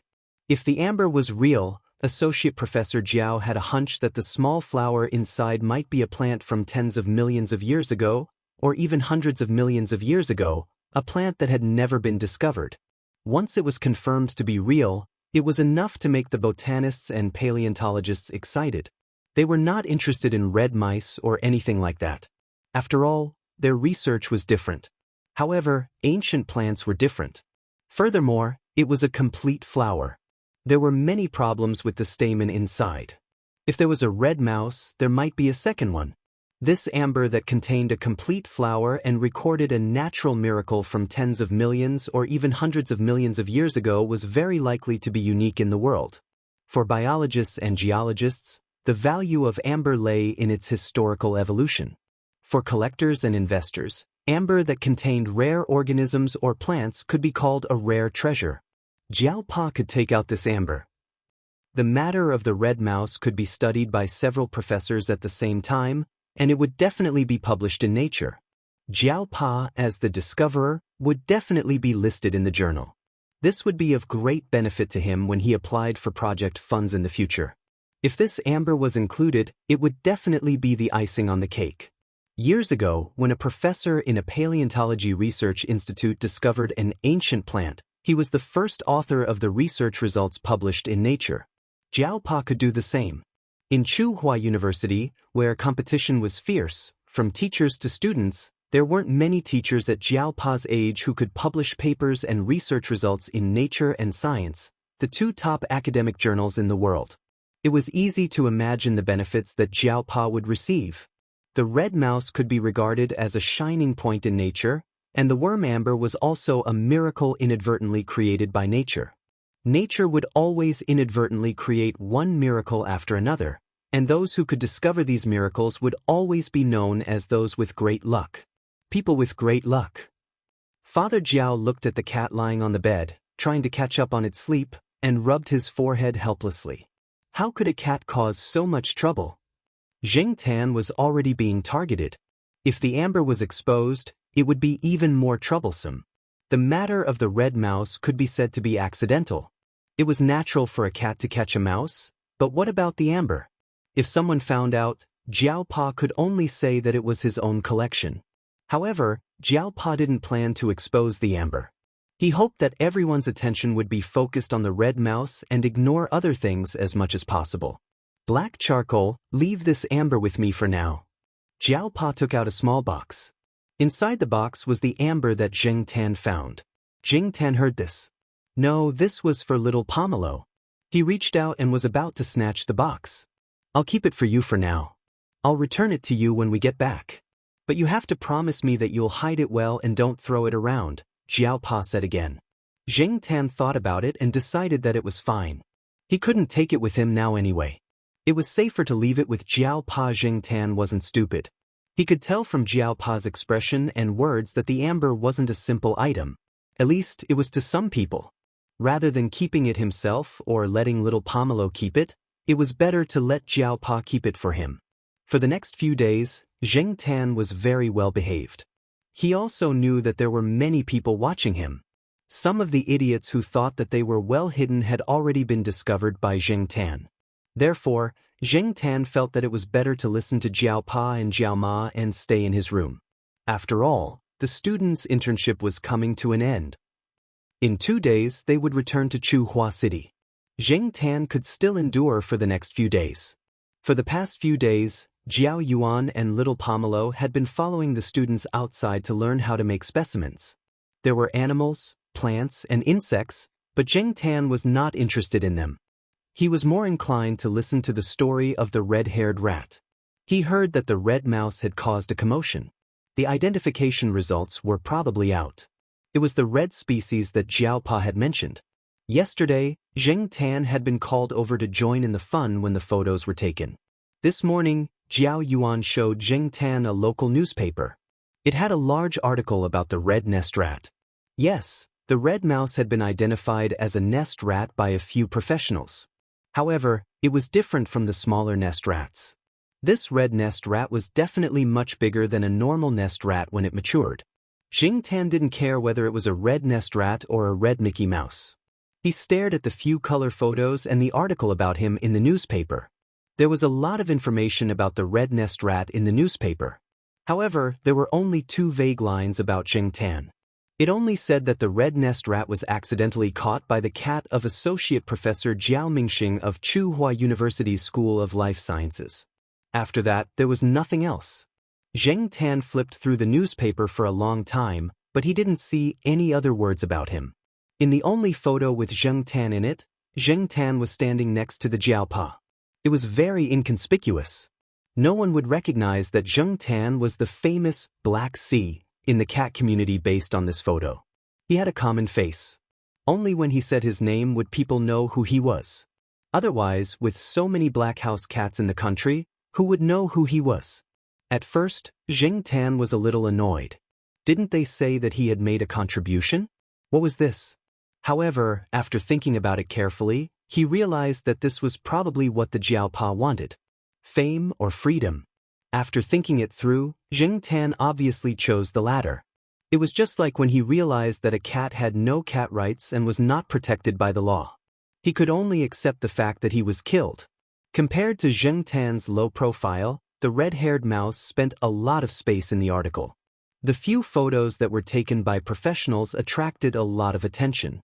The nest rat's tail was very flexible, and it was also capable of twisting.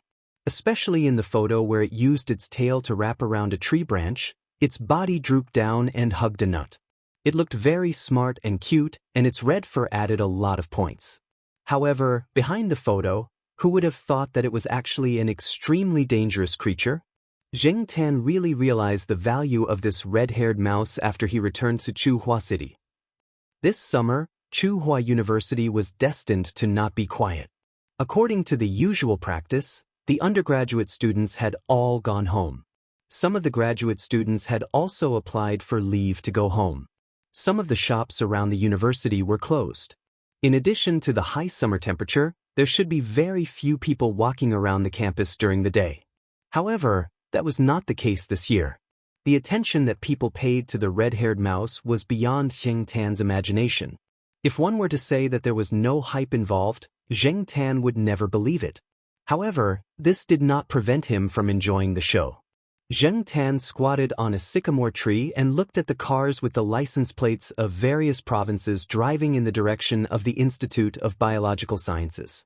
There were also some people on the campus who were doing part-time work at the Institute of Biological Sciences during the summer. At this time, they were also guest guides. They wore hats with the words, Institute of Biological Sciences of Tsinghua University, printed on them. Although the weather was hot, they were sweating so much that they could drink all the mineral water in one go. Because they were proud.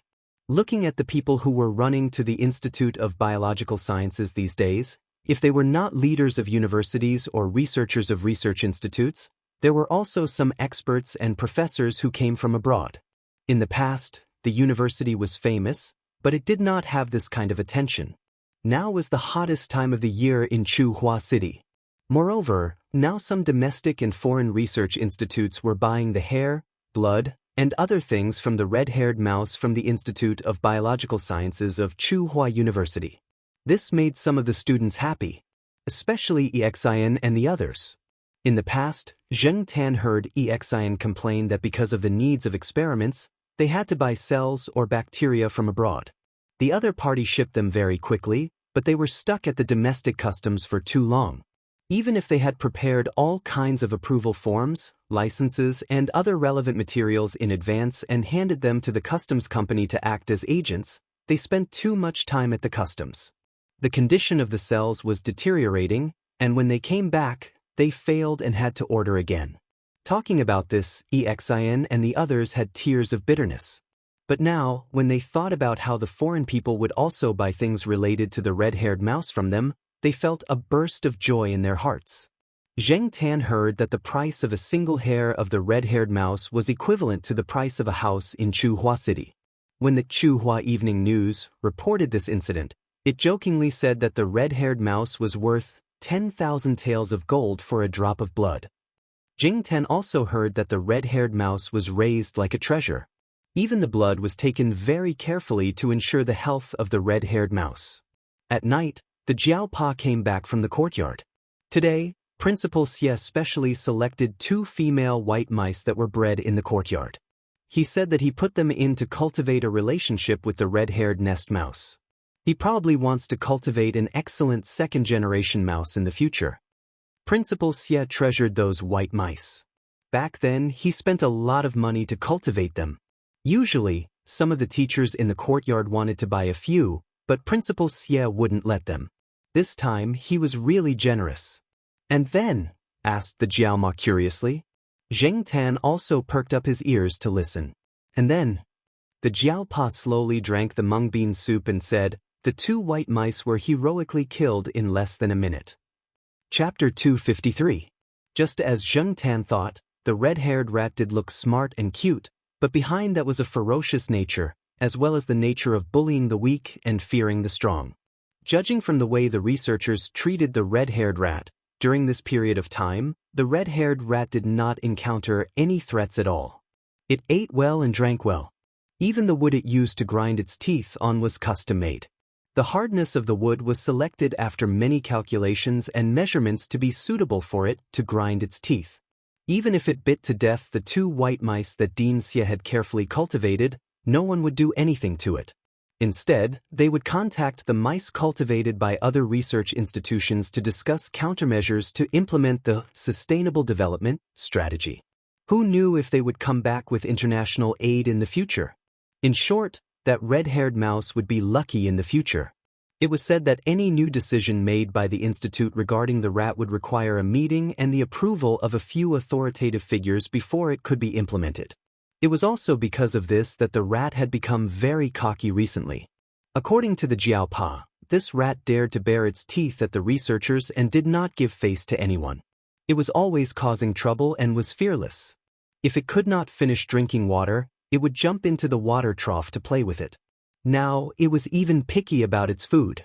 It had to eat fresh everything, or else it would go on a hunger strike. In fact, until now, this rat had not really gone on a hunger strike. The breeders were always using different methods to serve it. Zheng Tan saw the 2 photos taken by the Jiaopa recently. The red-haired rat was a size bigger than when Zheng Tan first caught it. It was also clearly chubbier. Some rats had to live in fear and sneak into the sewers to steal food, such as domestic rats. Others were carefully served, such as this red-haired rat. Rats were infuriated to death when compared to other rats. Once, when Zheng Tan went to the Jiaopa's office to climb through the window, he happened to bump into Principal Xie, who was about to drive out. However, Principal Xie did not reprimand Zheng Tan. Instead, he smiled warmly at Zheng Tan. After returning home, Zheng Tan got the answer from Jiaopa recently. Dean Xie had used the red-haired rat to secure a lot of projects and support from various parties. Jiaopa was also one of the beneficiaries. Although the red-haired rat was no longer Jiaopa's private property, Jiaopa still benefited a lot from it. With the approval of a few big shots, Jiaopa's title of associate professor would soon be removed. Moreover, it was much easier for Jiaopa to apply for projects now. As the saying goes, having someone in the government makes things easier. Sometimes, success or failure could be decided with just a word from someone. Even in this circle, which was regarded as a pure land with a halo, changes were already quietly happening. Because of this, Yuan Zi once sighed to Jiaopa when he came over, "Your cat is worth it, King worth it." Every time Yuan Zi came to the Jiao family, he had to do one thing: worship black charcoal. In Yuan Zi's own words, he was not worshipping a cat, he was worshipping the god of wealth. Now, Zheng Tan was already numb to Yuan Zi's way of doing things. In his opinion, Yuan Zi was just an idiot. "Your cat is really a god. Old Jiaopa, let me tell you, ever since I worshipped this Xianxia, the company has been developing positively. Hey, let me show you my collection." Yuan Zi, who was drunk, was very talkative. He took out his phone and flipped through the photo album, insisting on showing it to Jiaopa. Zheng Tan moved closer to take a look. There was a photo album named Xianxia in the phone, and it was full of black cats. Zheng Tan and Yuan Zi's office and home were custom-made black Xianxia cats. Don't make it sound so magical. It's just a coincidence that I ran into something. It's a small probability event, Jiaopa replied. Yuan Zi was about to explain when Jiaopa's phone suddenly rang. Jiao Pa gestured to Yuan Ziyi to answer the call first. He took out his phone and looked at it. It was an unknown number. Jiao Pa did not rush to answer. Instead, he waited for a while. If the other party hung up quickly, he didn't plan on answering. This kind of thing happened often. After he answered, it was either a promotion, a wrong number, or a scammer. There were also some who wanted to ask about the red-haired rat. No matter what, he didn't want to answer. Unexpectedly, the phone kept ringing this time. The other party seemed to be saying, "If you don't answer, I'll keep calling." Jiao Pa pressed the answer button. He was not in a hurry to introduce himself. "Hello." Zheng Tan listened to the voice on the phone. He also suspected that it was about the red-haired rat. Recently, the red-haired rat was still in the limelight. However, the other party didn't seem to be talking about the red-haired rat. They were talking about something else. Zheng Tan couldn't hear them clearly. He only heard a few words. "It's my cat." Jiao Pa looked in the direction of Zheng Tan on the sofa. Yuan Ziyi, who was thirsty and about to drink some water, immediately listened to the Jiao Pa's call. He didn't even drink the water. He kept holding the cup and listened to the Jiao Pa's call. His eyes kept glancing in the direction of Zheng Tan. "It's convenient. I'll be home tonight. The address is on the 5th floor of Building B in the East District." "Okay, I'll see you later." Jiao Pa hung up the phone and looked at Zheng Tan with a puzzled face. He wondered what the cat had done in the year that he had been away. "Who was it?" Yuan Ziyi asked. The person said his name was Yan He. He asked for my name and whether black charcoal was my cat. He said he would come over later to discuss something. Jiao Pa had never heard the other party's voice. This was the first time he had talked to the person called Yan He. What the other party wanted to talk about was obviously related to his cat. Previously, he had suspected that it was about the red-haired rat. However, the other party didn't mention anything related to the red-haired rat. But other than that, what else could they talk about? He even came over to discuss in person. His tone sounded like he was giving him a lot of benefits. Yuan Ziyi's face turned serious.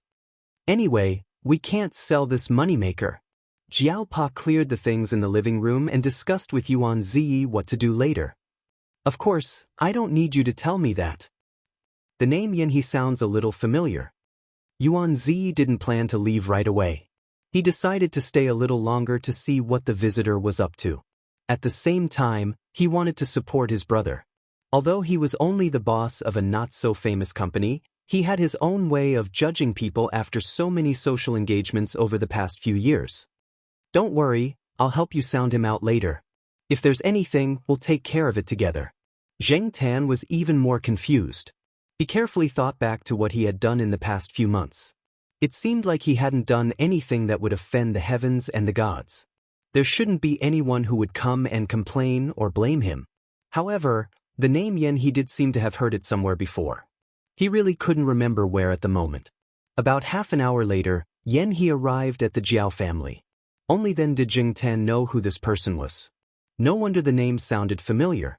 Wasn't this Yan He the son of the old lady who lived by the lake? However, he had often heard the old lady mention Xiao He and other people say President Yan, so he didn't match the name Yan He. As for Yuan Ziyi, this guy's reaction was even more intense. Originally, he was sitting on the sofa with an "I'm not easy to talk to" look on his face. After seeing Yan He, he immediately jumped up from the sofa with a smile on his face. "President Yan, it's you." Zheng Tan. So, Yuan Ziyi, this amusing idiot, changed sides at the first second they met? Yuan Ziyi and Yuan Ziyi had met at a banquet and chatted for a while. At that time, one of Yan He's subsidiary company's goods needed to be inspected again. There were some problems with the company's quality inspection department, and there were also some problems with the test reagents and drugs that they had purchased. Therefore, Yan He wanted to find other companies to help with the inspection. Yuan Ziyi deliberately found an opportunity to promote his company. Both parties exchanged business cards. After that, Yan He didn't contact Yuan Ziyi again. Obviously, he didn't think highly of Yuan Ziyi's company. And now, Yuan Ziyi didn't expect to meet this potential big client that he had missed by the skin of his teeth. He thought that he wouldn't come into contact with him for a long time. However, looking at Yanhe's reaction, Zheng Tan guessed that he probably didn't remember who Yuan Zi was at all. Yuan Zi introduced himself. Yanhe didn't know if Yanhe really remembered him or if he was just pretending. He smiled and said a few words, then went straight to the topic. It turned out that the old lady had agreed to go to the south with the old man who came looking for her. It would probably be very difficult for her to come back in the future. Yanhe also didn't want the old lady to live here. It was too far away. Even if the old lady returned to Chuhua City, he wouldn't be able to take care of her. Yanhe had another property in Chuhua City. When the old lady came back, she would directly live there. There was no one living in the house here, so it would be a waste to keep it. He planned to sell it. However, the old lady was the kind of person who would develop feelings for the house after living in it for a long time. She had a lot of requirements for the buyer. She didn't think much of it until a few days ago when the old lady was reading the newspaper and saw Zheng Tan in the photo. At that time, we didn't know that the cat in the newspaper was yours, but the old lady saw it at a glance. The old lady said that this was fate. She asked me to come over and ask if your family had any intention of buying a house. Yanhe briefly explained the matter. Jiao Pa and Yuan Zi were both smart people. Yanhe's words were half true and half false. Who would believe that the house couldn't be sold? Who didn't have a few friends or relatives who liked the house? However, Yanhe could definitely come over because of the old lady. Otherwise, this old so would never deign to come over in the midst of his busy schedule. Indeed, Yanhe originally planned to sell the house to a relative of his friend. The other party was also a good person. The old lady was still thinking about it. When she was about to agree, she saw the news in the newspaper and recognized the cat. She asked someone to inquire about it. When she saw that the Jiao family with 4 people and a cat living in such a small house, she thought that they would have to buy a big house sooner or later, right? The old lady felt that she could be where she was today because of Zheng Tan. She didn't lack money. What mattered was fate. It didn't matter if you were a human or a cat. When people reached this age, some of the things that they cared about were difficult to understand. Even if Yanhe, the filial son, didn't understand the old lady's actions, he would still nod in agreement. It was just a house. Compared to the old lady, it was nothing. He could afford to lose it. Yanhe didn't sit for long. After he explained the matter, he asked the Jiao Pa to think about it and give him a reply as soon as possible. After all, the old lady would be going to the south soon. He just had to wait for the result. After Yanhe left, Yuan Zi shouted exaggeratedly, "Old Jiao, do coincidences like this happen often in your family?" Yuan Zi didn't believe that Yanhe didn't see the rising trend of the real estate market. At this time, he still wanted to sell the house at a low price. This was like a pie falling from the sky. Why didn't such good things happen to him? The Jiao Pa didn't say anything. He was deep in thought. "Old Jiao, just agree. If you miss this opportunity, you won't get another one," Yuan Zi urged. Chapter 254. After the Jiao Pa made his decision, he brought Zheng Tan to the lakeside villa after dinner the next day. The old lady had been waiting at home for a long time. When she saw Zheng Tan, her eyes narrowed with a smile, making the Jiao Pa's eyelids twitch. What exactly happened to make the old lady so affectionate to her cat son? Her affectionate attitude was not like that of an ordinary pet. No matter how special a cat was, in the eyes of most people, it was just an animal. The old lady was obviously overly affectionate, which made the Jiao Pa even more suspicious. What was she doing without the family knowing? When Yanhe went over yesterday, he only mentioned a few things casually and did not go into detail. The Jiao Pa was still suspicious. After all, it was hard to believe that someone could get such a bargain in this day and age, but it really happened. The Jiao Pa had saved up some money in the past 2 years. He could buy a new 3-bedroom house, but he might not be able to afford the villa here. Moreover, the other party had lowered the price so low. Any normal person would be suspicious. The Jiao Pa came over today to clarify the matter. Otherwise, he would not be at ease. No matter how big the bargain was, he would not make a move before he understood everything. After arriving at the villa, the Jiao Pa became more and more uneasy. The car parked outside was expensive and had a Nanjing license plate. There were also servants and bodyguards in the house. Even though they were dressed in casual clothes, They obviously had the aura of bodyguards.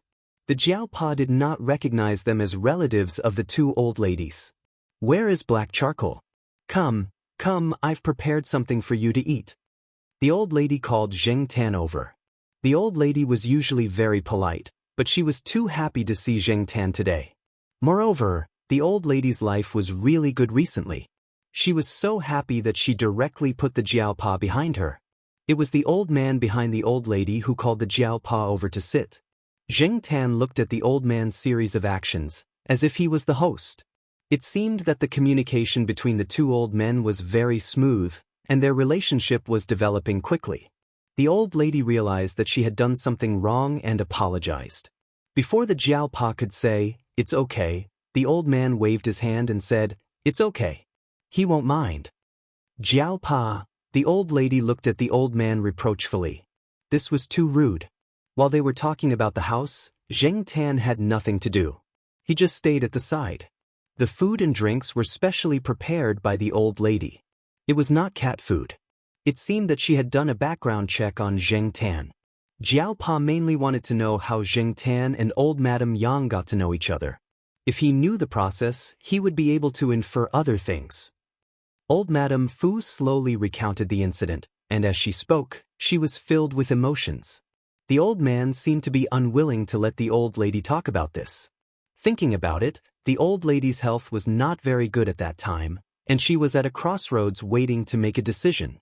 If the surgery was not successful and the old lady did not make it, the old man's face turned pale when he thought of this. He only calmed down after the old lady patted his hand. After explaining the incident, the old man did not let the old lady talk about the details. He directly talked about the house. The old man took over the topic and directly talked to the Jiaopa. The Jiaopa did have the intention to buy a house in the past. Now that the price of the house was rising, he wanted to buy a house early. Even if he did not live in it now, it would be good to buy a house as a backup. He did not expect to encounter such a good thing.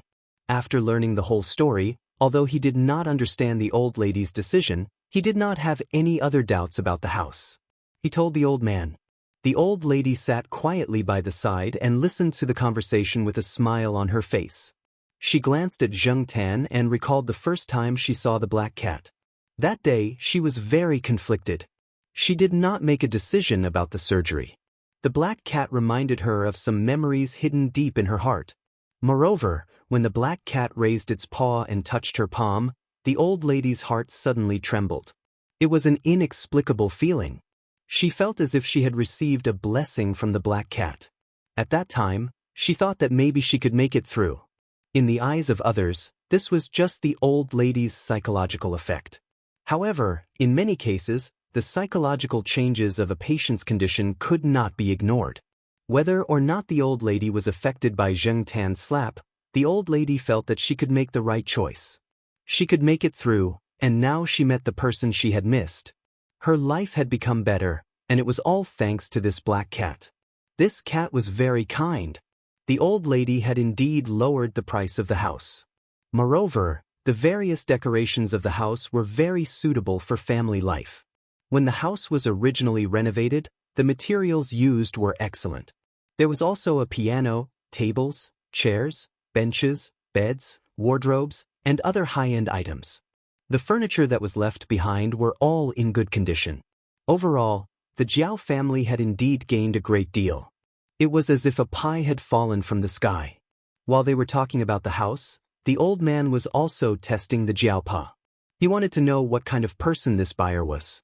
However, when the topic was about the Jiaopa's mentor, Yuan Zi's father, Old Master Yuan, the old man sighed. He was also friends with the late Old Master Yuan. When Old Master Yuan passed away, the old man was busy with business and did not know about it. He only heard about it later. However, at that time, Old Master Yuan had already been buried in his hometown. After that, Yuan Zi's career was mainly in the central region. Other than business trips, he rarely went to the south. The old man did not meet Yuan Zi and did not keep in touch with him. Now that he mentioned it to the Jiaopa, he realized that they were actually not completely unrelated. Because of this, the old man was much kinder to the Jiaopa. The smile on his face was much more sincere. The conversation with the Jiaopa became more and more agreeable, especially the recent incident with the red-haired rat. When it ended, the old man's displeasure completely disappeared. "Since I've decided to sell it to you, it's up to you whether you want to live in it or rent it," the old lady said. The old man did not interrupt, but the smile on his face disappeared. "Don't worry. If we live in it, we will definitely take good care of it. Even if we want to rent it, we will choose someone who cares about the house," the Jiaopa said seriously. What he said was true. Jiao family members cared about the house very much. Although the house in the courtyard was small, it was orderly and not messy. It had the warmth of a small home, and they were used to living there. If the villa was rented out, the Jiaopa was not willing to let someone with a messy private life ruin his house. After the Jiaopa said that, Zheng Tan noticed that the old man's smile had returned to his face.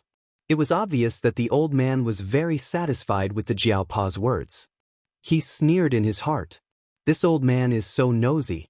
If I didn't know better, I would think that this old man loves this piece of land deeply." The old man gave the Jiaopa a business card and told him that he and Yuan Ziyi could go to Nanxing to have fun. This was the old man's personal business card. It was not for business purposes. "When I go to Nanxing, I will definitely visit Uncle Han." Zheng Tan looked at the card. The old man's surname was Han, and his name was Han Fei. Zheng Tan thought that he sounded like a bandit. Old man Han was in a hurry to leave Chuhua City and return to Nanxing. Once the decision was made, he immediately got it done. Jiao Pa did not need to worry about anything. After the matter was settled, Jiao Ma and Jiao Pa came to the villa to take a look. For the time being, they did not tell the two children. It was better not to make this matter public. After all, the Jiao Pa had been in the limelight this summer. If this matter was spread out, those jealous people would definitely make a scene. Although they did not say it, the Jiao Pa indirectly asked the two children about this. Although Jiao Yuan liked a big house, he still preferred to live in the courtyard. After all, the other children were in the courtyard. It was more convenient. Little Pomelo thought that as long as everyone was together, it did not matter where they lived. Zheng Tan was more inclined to live in the courtyard. It was more convenient to walk around. Moreover, although the campus area was not absolutely safe, it was much better than outside. Since they all wanted to stay in the courtyard, then the villa could be rented out. However, the tenants had to be strictly checked. The new semester was about to start. At this time, there were many people renting houses. The Jiaopa was not in a hurry to rent it out. The most important thing was to look at the people. In the last 2 days of August, the school was already very lively. People carrying bags of various sizes could be seen everywhere. There were also some parents who were sending their children to college for the first time. Zheng Tan squatted on a high tree and looked down at the people coming and going below. He also looked at the new cute girls. Every year, from June to September, it was the time when the new and the old were replaced. From the end of April to the beginning of June, the school broadcast all kinds of sentimental sentiments about the brothers who slept on the bunk above me. However, during the last few days, the school could not wait to stamp the word "scram" on the departure procedures. Leave as soon as possible to make room for the new students. In September, the atmosphere was completely different. The school broadcast was full of youthful, positive, and hot-blooded feelings. It gave the new students the impression that the senior is very beautiful and the senior is very hardworking. There was a large flower bed next to the sycamore tree that Zheng Tan was staying in. There were many people sitting at the edge of the flower bed. The large pine tree in the middle of the flower bed provided a large amount of shade. There was a new student who was carrying a mop over. When he saw that there was no more space at the edge of the flower bed, he went to a shady area and sat on his mop. He crossed his legs and shook his feet. He took out a palm-sized MP4 and opened an electronic document to read. "Bro, what are you doing?" someone beside him asked. "Reading a novel." The person who was shaking his feet showed the MP4 in his hand to the other person and told him the plot of the novel with great interest. "Oh, I've heard of this. It's about farming monsters and leveling up. My cousin likes to read it, but I think it's quite ridiculous." The person beside him said with some disdain. He felt that this person's taste was too low. This time, the person did not agree. "What's wrong with farming monsters and leveling up?" Are you discriminating against me or what? Haven't you been farming monsters and leveling up your whole life? Doing homework for various subjects, doing all kinds of exams, changing the map for junior high school exams, changing the map for the high school exams, and changing the map for the college entrance exams. During this period, you'll be farming monsters. Maybe you're talented, or maybe you're lucky. Farming monsters to level up to the level of a graduate student. Later on, you'll find out that university students are everywhere, and graduate students are as common as dogs. Isn't life just about farming monsters and leveling up? The person swayed the flip-flops on his feet. He sat on his mop bag and continued to read the e-book on his MP4. He did not care about his words at all, nor did he feel that there was anything wrong with them. Not far behind him, the people in the graduate student reception area looked at him silently with subtle expressions. Chapter 255. The person holding the MP4 realized that the MP4 was almost out of battery, so he simply turned it off and planned to walk around again. Unexpectedly, when he raised his head to look around, he discovered something very interesting. His gaze also stopped at the parasol tree not far away. Zheng Tan was originally squatting there to look at the new students, but he suddenly found a gray magpie that was noisy and jumping around. It was annoying. Recently, there had been a lot of birds around the courtyard. Every time Zheng Tan was lying on the tree in the courtyard, he was often annoyed by these birds. It seemed that they knew that Zheng Tan wouldn't do anything to them and wouldn't scratch them like the other cats. General was in solitary confinement. Because there were too many people during the start of school, its owner was worried and simply locked it at home.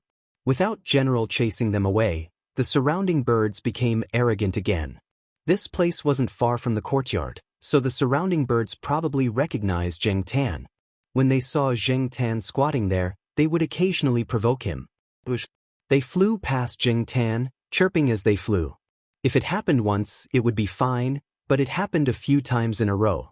No matter how good a person's temper was, they would be annoyed to death. The surroundings were very noisy, and the people resting by the flower beds didn't pay attention to the birds not far away. If he wasn't bored and looked around, he wouldn't have seen the situation over there. After enduring for a while, Zheng Tan saw an opportunity. When the bird flew past him, he slapped it. Although he didn't hit it, his claws still hooked the feathers on the edge of the bird's wing. The bird was probably frightened, and after flying to another tree, it didn't fly over again. Without the bird causing trouble, Zheng Tan yawned and continued to look at the people coming and going. Just now, there was a fair girl in a short skirt who was interrupted by the bird. Now that the girl was long gone, he could only continue to look for better quality girls. Noticing that someone was looking at him, Zheng Tan looked over and saw the funny guy who had been silently blacklisted by a few people at the reception desk. However, Zheng Tan didn't care. What was there to look at a man like him? He continued to look for cute girls. As he was looking, Zheng Tan heard a burst of discussion. Following the sound, he saw a limousine slowly driving over from the school gate. This was the reason why people were talking about it. Most of the people around were carrying large and small bags, dragging trailers, and carrying bags. Occasionally, they would drive a few private cars for children, which would make many people envious, not to mention such a dazzling limousine that suddenly appeared. Of course, other than being envious, there were also many people who were jealous. It was rare for them to see such a luxurious car. They did not expect to see it here. Sigh. In this day and age, children are spoiled to this extent. Not only do they drive their children, but they even drive such a long luxury car. What do you know? This is called flaunting your wealth. I heard that many rich people can attend any kind of school as long as they are willing to spend money. This was obviously saying that the child of this family relied on money to enter the school through the back door, and not through the proper college entrance examination. He's rich, but is it necessary to send a child to school? It's as if he's afraid that people don't know how rich his family is. The people on the other side of the flower bed were also discussing and mocking when they heard a phone ring. At the same time, the person who had been sitting on the mop stood up and dragged the mop towards the limousine that had already stopped at the side. When the person approached the car door immediately opened. Someone got out of the car and took the trailers from the person's hands. Then, everyone saw the person get into the limousine. Until the limousine drove away, The people here were still a little embarrassed. It turned out that the person in question had heard all the mocking words they had said just now. Zheng Tan, on the other hand, did not think much of it. Even though the students in the school were no different from the rest, there were plenty of people who hid things well. For example, Zhao Lu was one of them. Who would have guessed that Zhao Lu was the daughter of the chairman of the Changwei group? It was just that some people were more low-key. Many of his roommates even did not know that their roommates who usually chatted, played mahjong, drank beer, and ate at food stalls were actually rich second-generation heirs or officials. Perhaps they would only find out a few years after graduation at a class reunion or after listening to everyone's gossip. It turned out that the legendary second-generation heirs were so close to them. Looking at the car that had already disappeared on the main road, Zheng Tan did not take it to heart and continued to look for girls. There were many new students in the school these few days. Parents and students were busy everywhere in the school. Zheng Tan could not stay idle after observing the school for a few days. There were too many people and it was not convenient for him to walk around the school. After thinking about it, Zheng Tan decided to walk around the villa by the lake and climb into the house to take a nap. The house was not rented out yet. Although some people had contacted the Jiaopa to rent it, after meeting the tenants, the Jiaopa and Jiaoma rejected them. They did not think highly of the tenant's character, so the house was still empty. When Zheng Tan was free, he would climb into the house and find a room to sleep. When the old lady moved away, other than a few paintings, many other things were left here. Therefore, the house did not look much different from when the old lady lived here. It did not look empty either. It was just that no one lived here, and it did not look lively. Zheng Tan was already familiar with the structure of the house. Even if the doors and windows were closed to others, Zheng Tan knew that there were at least two places where he could squeeze in. The gap between the two places was difficult for people to squeeze in, but for the current Zheng Tan, it was just enough for him to squeeze in. The Jiaopa had purposely left the gap so that Zheng Tan could have a place to rest when he came out for a stroll. For example, today was an example. The sun was glaring, but not long after, it started to rain. The people walking outside did not expect it to be like this, but they were already used to the sun and rain, so they only complained a little. Zheng Tan walked over and saw that it was raining. He went into the house and ran to the sofa by the window on the second floor to take a nap. From the looks of it, the rain would not last long. When he woke up, he saw that it was sunny again. When Zheng Tan woke up, he looked at the clock on the wall. It was 4 o'clock in the afternoon. He would be back in half an hour. Zheng Tan climbed over the window to the balcony on the second floor. He squatted on a round pillar by the railing. There was no sunlight here at the moment, so Zheng Tan stood on the pillar to enjoy the breeze and look at the lake not far away. Not far from the house Zheng Tan was in, a person who looked like a student walked out of a house. It was the person who wore beach pants and slippers but rode in a limousine 2 days ago. Zheng Tan saw 2 days ago. Behind that person, 2 middle-aged men came out. One of them was a real estate agent, and he was talking to the other middle-aged man. It's okay. If you don't like this one, there are a few more options. There are 2 better ones behind. Let me show you.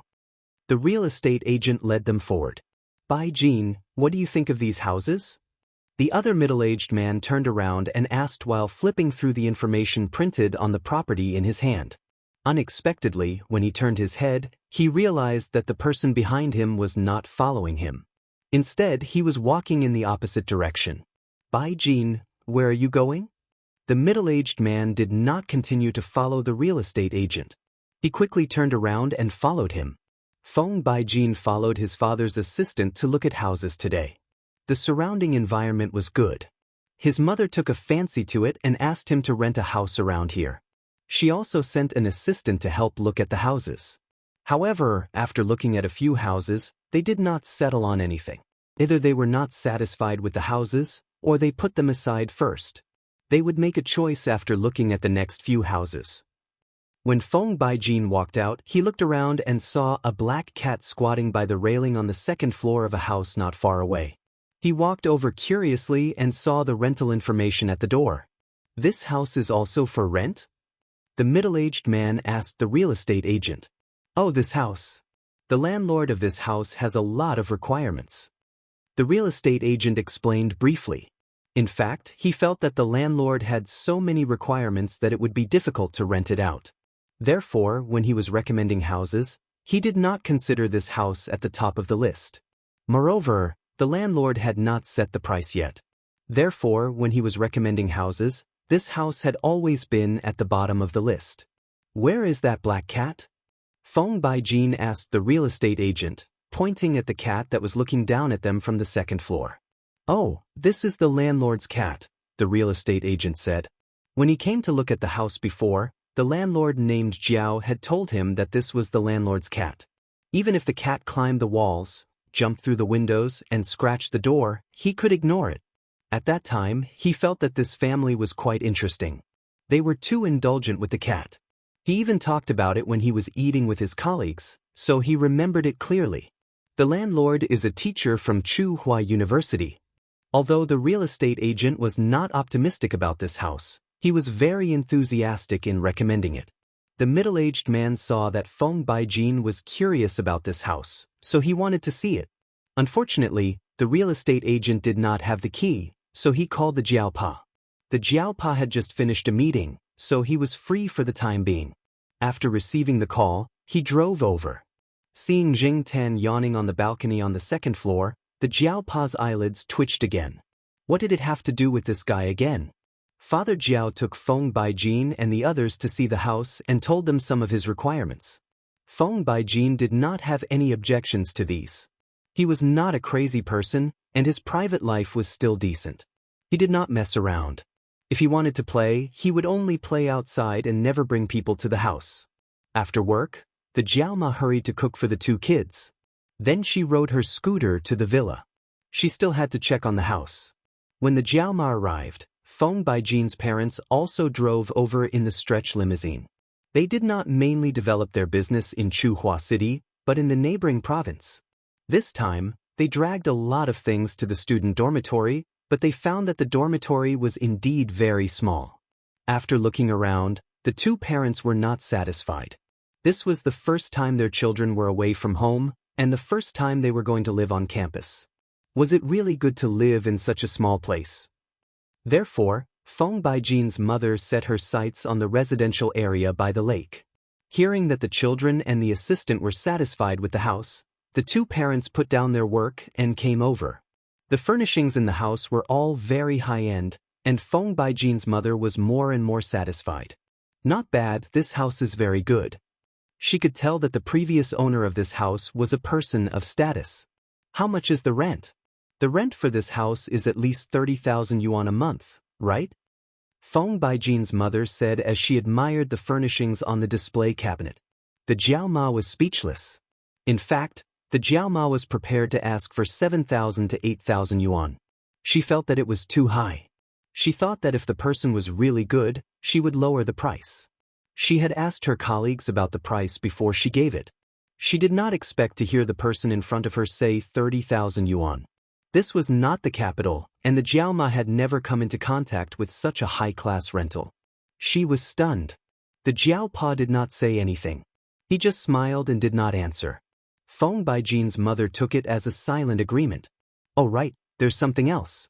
The loft on the slope of this house is not for rent," the Jiaopa said. "Why?" Feng Baijin's mother was puzzled. Chapter 256. The attic was decorated like a simple living space, the kind that people could live in. The decoration was very nice. Obviously, the old lady didn't use this place as a place to store junk. There was a bed, a table, a bookshelf, and a small bathroom. It was said that this place was originally renovated for her grandson, but after her grandson went abroad, no one lived here anymore. At night, people could stay here and see the night sky through the window at the top of the slope. Therefore, when Feng Baijin and his mother heard the Jiaopa's words, their first thought was that the landlord was looking for an excuse. However, Feng Baijin's mother was very satisfied with this house. She didn't care about the size of the house or how luxurious the decoration was, but she cared about the taste of the house. Previously, she had seen a few rental materials provided by the real estate agent, but she wasn't interested in any of them. They had many similar houses in the neighboring province, and she was tired of looking at too many of them. This was the only one that satisfied her. Feng Baijin also felt that this place was good. It didn't have the cold atmosphere of a luxurious house, and it made people feel like they were at home. It was just an attic with a slope, and 2 floors were enough. Anyway, there weren't many people living here. His parents were going back to the neighboring province soon, and they wouldn't stay here for long. At most, they would leave a few people here to take care of him. After negotiating for a while, they were ready to sign the contract. The rent was set at 20,000 yuan. Feng Baijin's mother said that the rent should be 30,000 yuan. The 20,000 yuan price was proposed by the Jiaopa, and the 10,000 yuan price was lowered mainly because he hoped that someone would take care of Zheng Tan when he came to rest here. Feng Baijin didn't think it was troublesome. It was just a cat, and he only needed to provide food and water occasionally. Feng Baijin had to admit that he thought too simply of this matter. However, when he realized it, it was too late. He didn't know that there was a kind of trouble in this world called the landlord's cat. Father Jiao and Mother Jiao didn't need to say anything when they were talking about the price.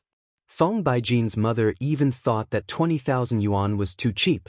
She specially mentioned the few ornaments in the house and told Father Jiao not to remove them. They must be placed inside.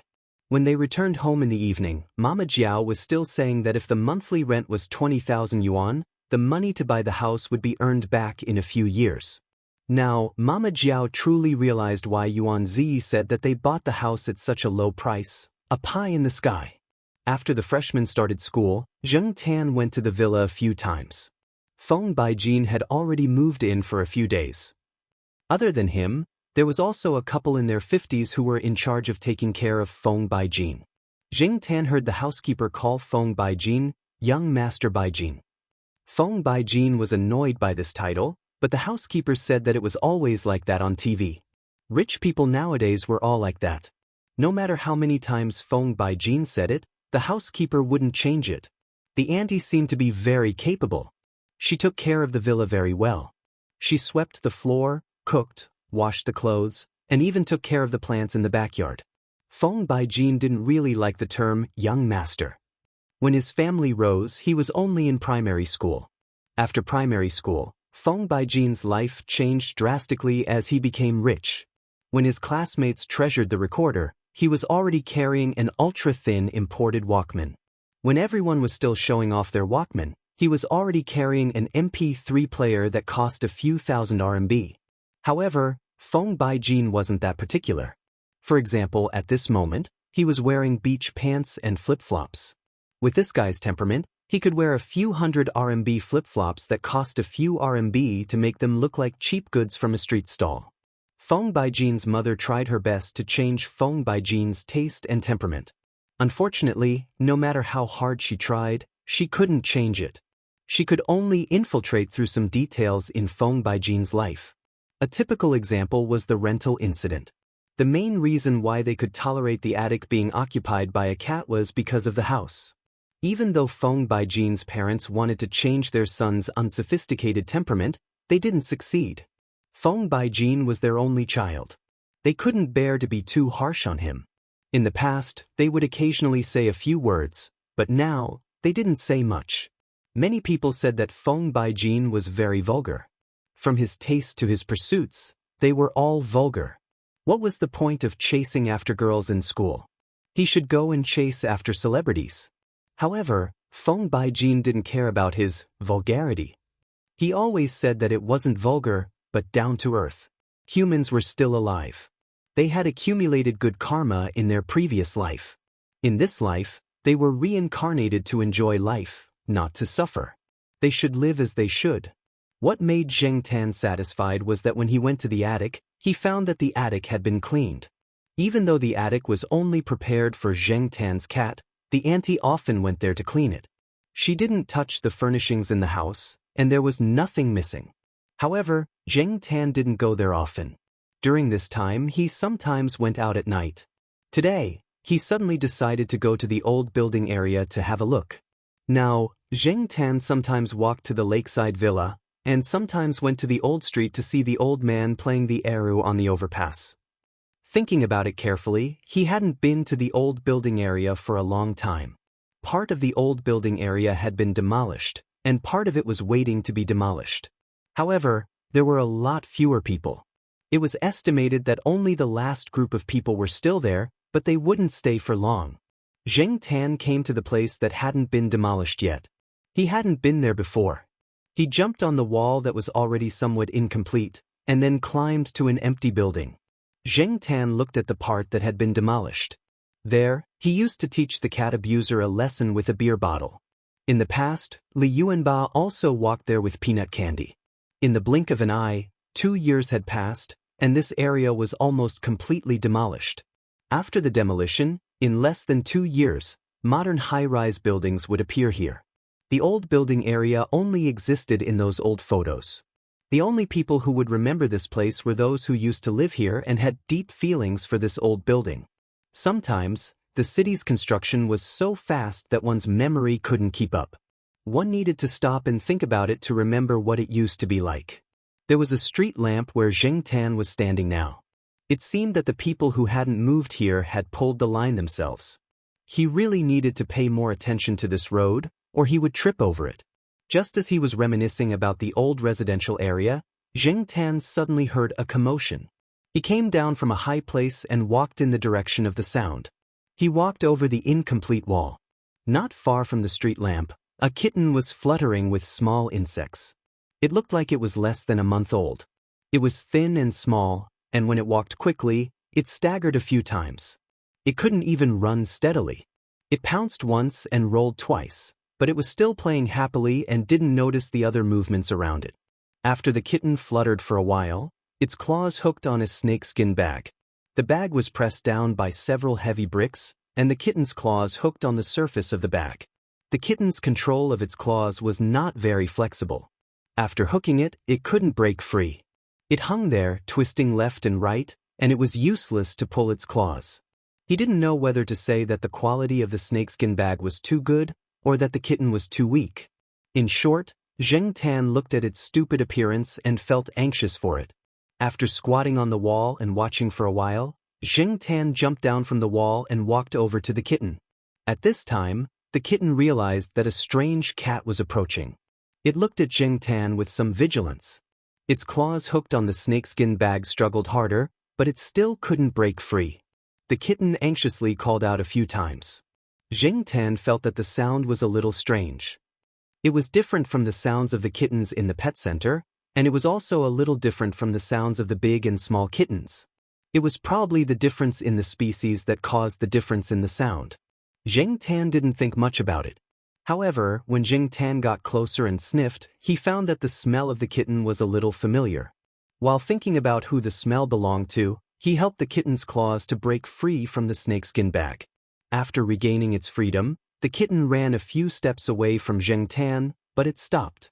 It looked back at Zheng Tan, called out, and then slowly walked toward Zheng Tan. Zheng Tan wasn't in a hurry to leave. He simply squatted there and thought about who the smell belonged to.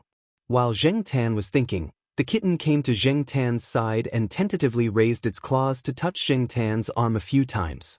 It probably felt that Zheng Tan wasn't a threat, so it became bolder and moved around Zheng Tan. Just when Zheng Tan remembered who the smell of the kitten belonged to, his ears twitched. He stood up and looked forward. Not far from the corner in front of him, a cat that was a size bigger than Zheng Tan walked out. It flattened its ears and looked at Zheng Tan, its throat making a warning sound. Although it was very afraid of Zheng Tan, it still walked toward Zheng Tan step by step. As it walked, it bared its teeth and growled. After this cat appeared, the kitten that was originally fluttering around Zheng Tan ran over there. It ran and called out as if it was acting spoiled. Zheng Tan looked at the cat not far from him and sighed in his heart. This cat was getting worse and worse each time. At this moment, the cat that was baring its teeth at Zheng Tan was the big leopard cat that had met Zheng Tan twice and lost to him twice. Most of the females in the cat family were quite ferocious, not to mention the tigers and leopards that lived alone. In the pride of lions, most of the time, the female lions were responsible for hunting.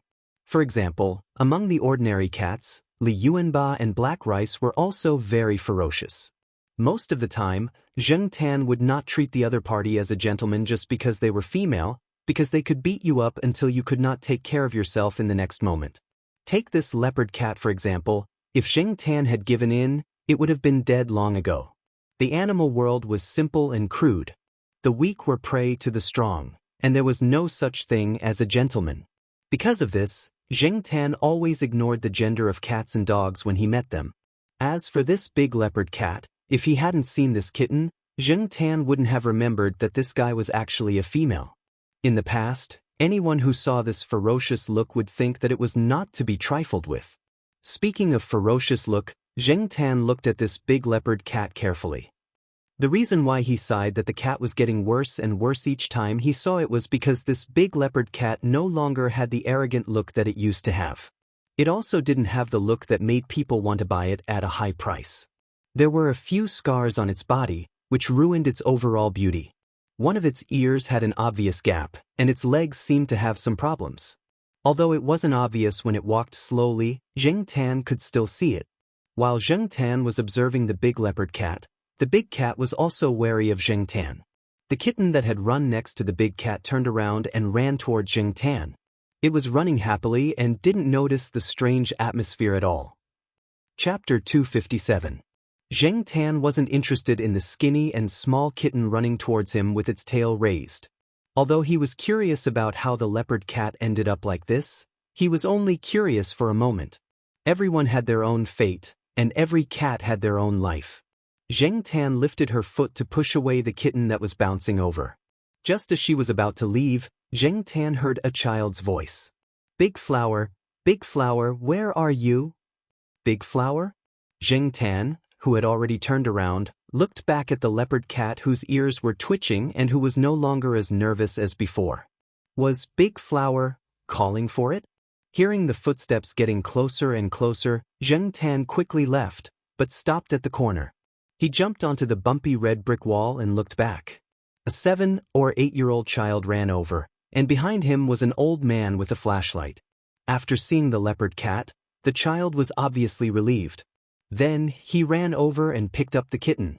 He stroked the leopard cat's head and said, "Big Flower, it's too late.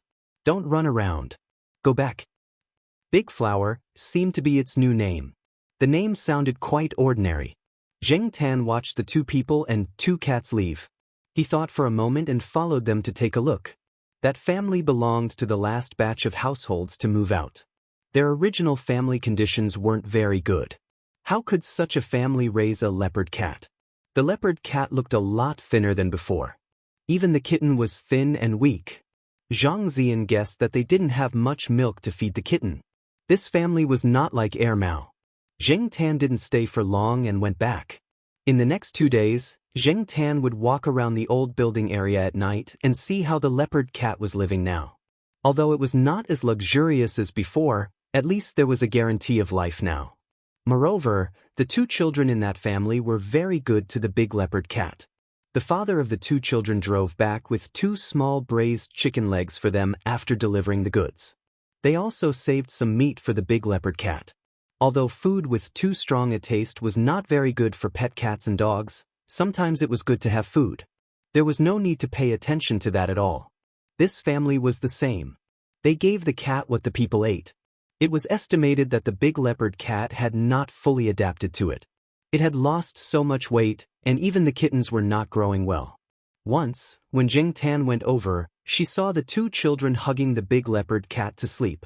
The big leopard cat also leaned against them very docilely, occasionally licking and helping to comb the children's messy hair. It looked just like an ordinary house cat. Zheng Tan learned the reason why the leopard cat ended up like this from Air Mao.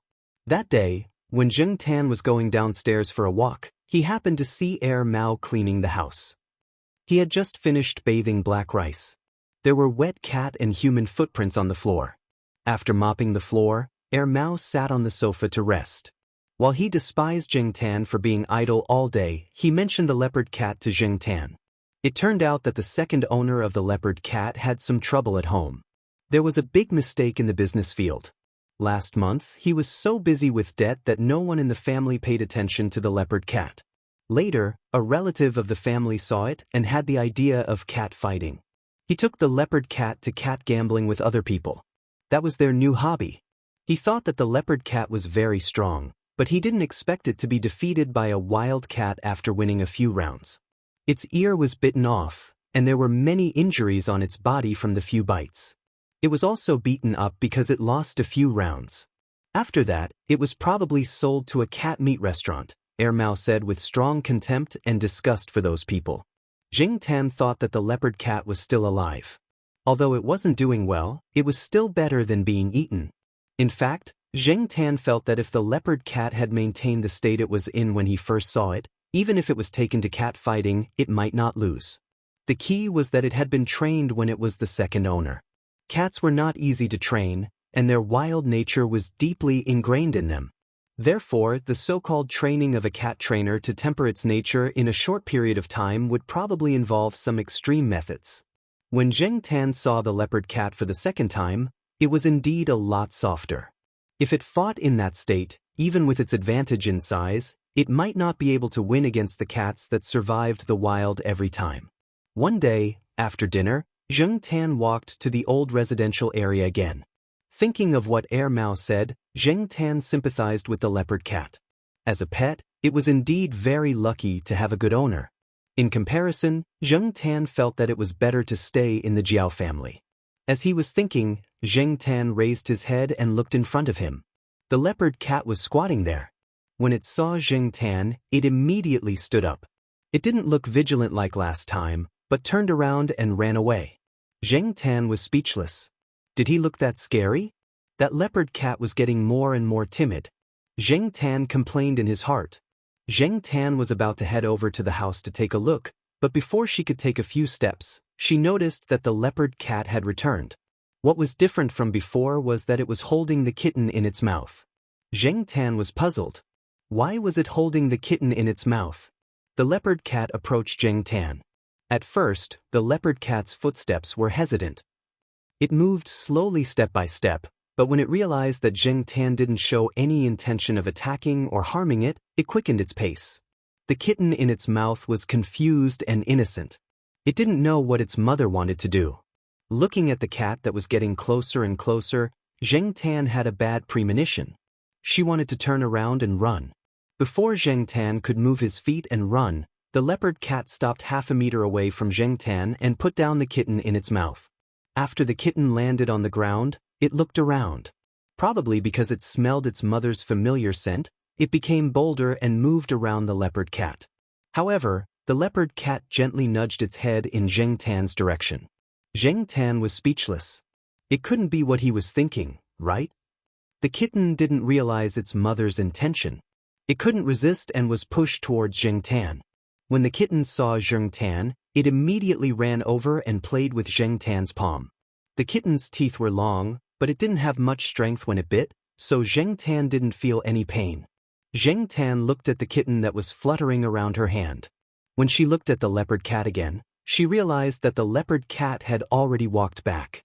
"Hey, you forgot to bring your son." Jing Tan saw that the leopard cat was walking faster and faster. When it walked faster, he saw that there was something wrong with its hind legs. It lost its balance and looked a little limp when it ran. That wasn't the point. The point was that the big cat ran away after it brought the kitten over. Jing Tan pushed the kitten back. The kitten thought that Jing Tan was playing with it, so it struggled even harder. When it looked back and saw that its mother was running further and further away, the kitten meowed a few times and chased after her. Unfortunately, its small arms and legs were still developing slowly, so it rolled after a few steps. When the kitten meowed, the big cat stopped and looked back. Then, it turned around and continued running. The kitten couldn't keep up with its speed. Soon, the kitten realized that its mother was gone.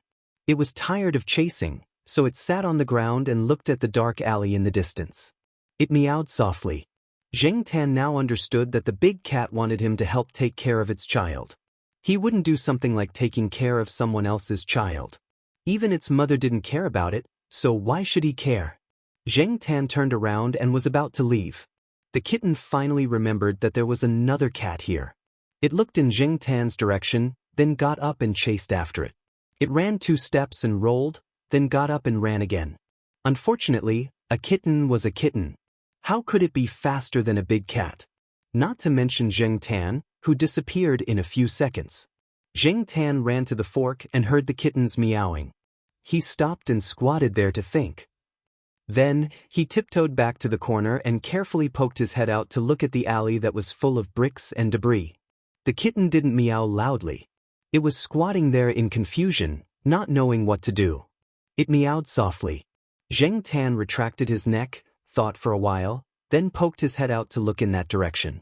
After hesitating for a while, he lifted his foot and kicked a small stone next to him. The stone was kicked out, and the sound of it rolling attracted the kitten's attention. It also saw Zheng Tan at the corner. Under the dim light of the only street lamp in the alley, the furry ball walked toward Zheng Tan. Pitter-patter, pitter-patter. The raindrops fell and hit some glass bottles and metal plates, making a sound. Zheng Tan looked at the sky and cursed in his heart. F***ck the weather forecast. What happened to the sunny week? What happened to the good weather for going out? Can't you let me take a walk happily?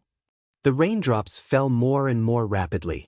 Looking at the kitten rolling every 2 steps, Zheng Tan quickly walked a few steps and picked it up. He stood up and ran into the dark alley with no light. Anyway, there was basically no one around. Even if there was someone, they wouldn't see him. At this time, there should be a lot of people at Tsinghua University. It wasn't good for him to run over like this. Zheng Tan thought for a while, then turned and ran towards the villa by the lake. Anyway, it wasn't far from there. More importantly, there weren't many people there at the moment. Zheng Tan purposely found an inconspicuous path and a place with more cover. When he walked near the villa, Zheng Tan jumped over a bush. When he landed, he slipped and almost fell. Zheng Tan simply stopped to catch his breath. However, he found that not far in front of the door of a shop, under a big umbrella, a child was standing there looking at Zheng Tan.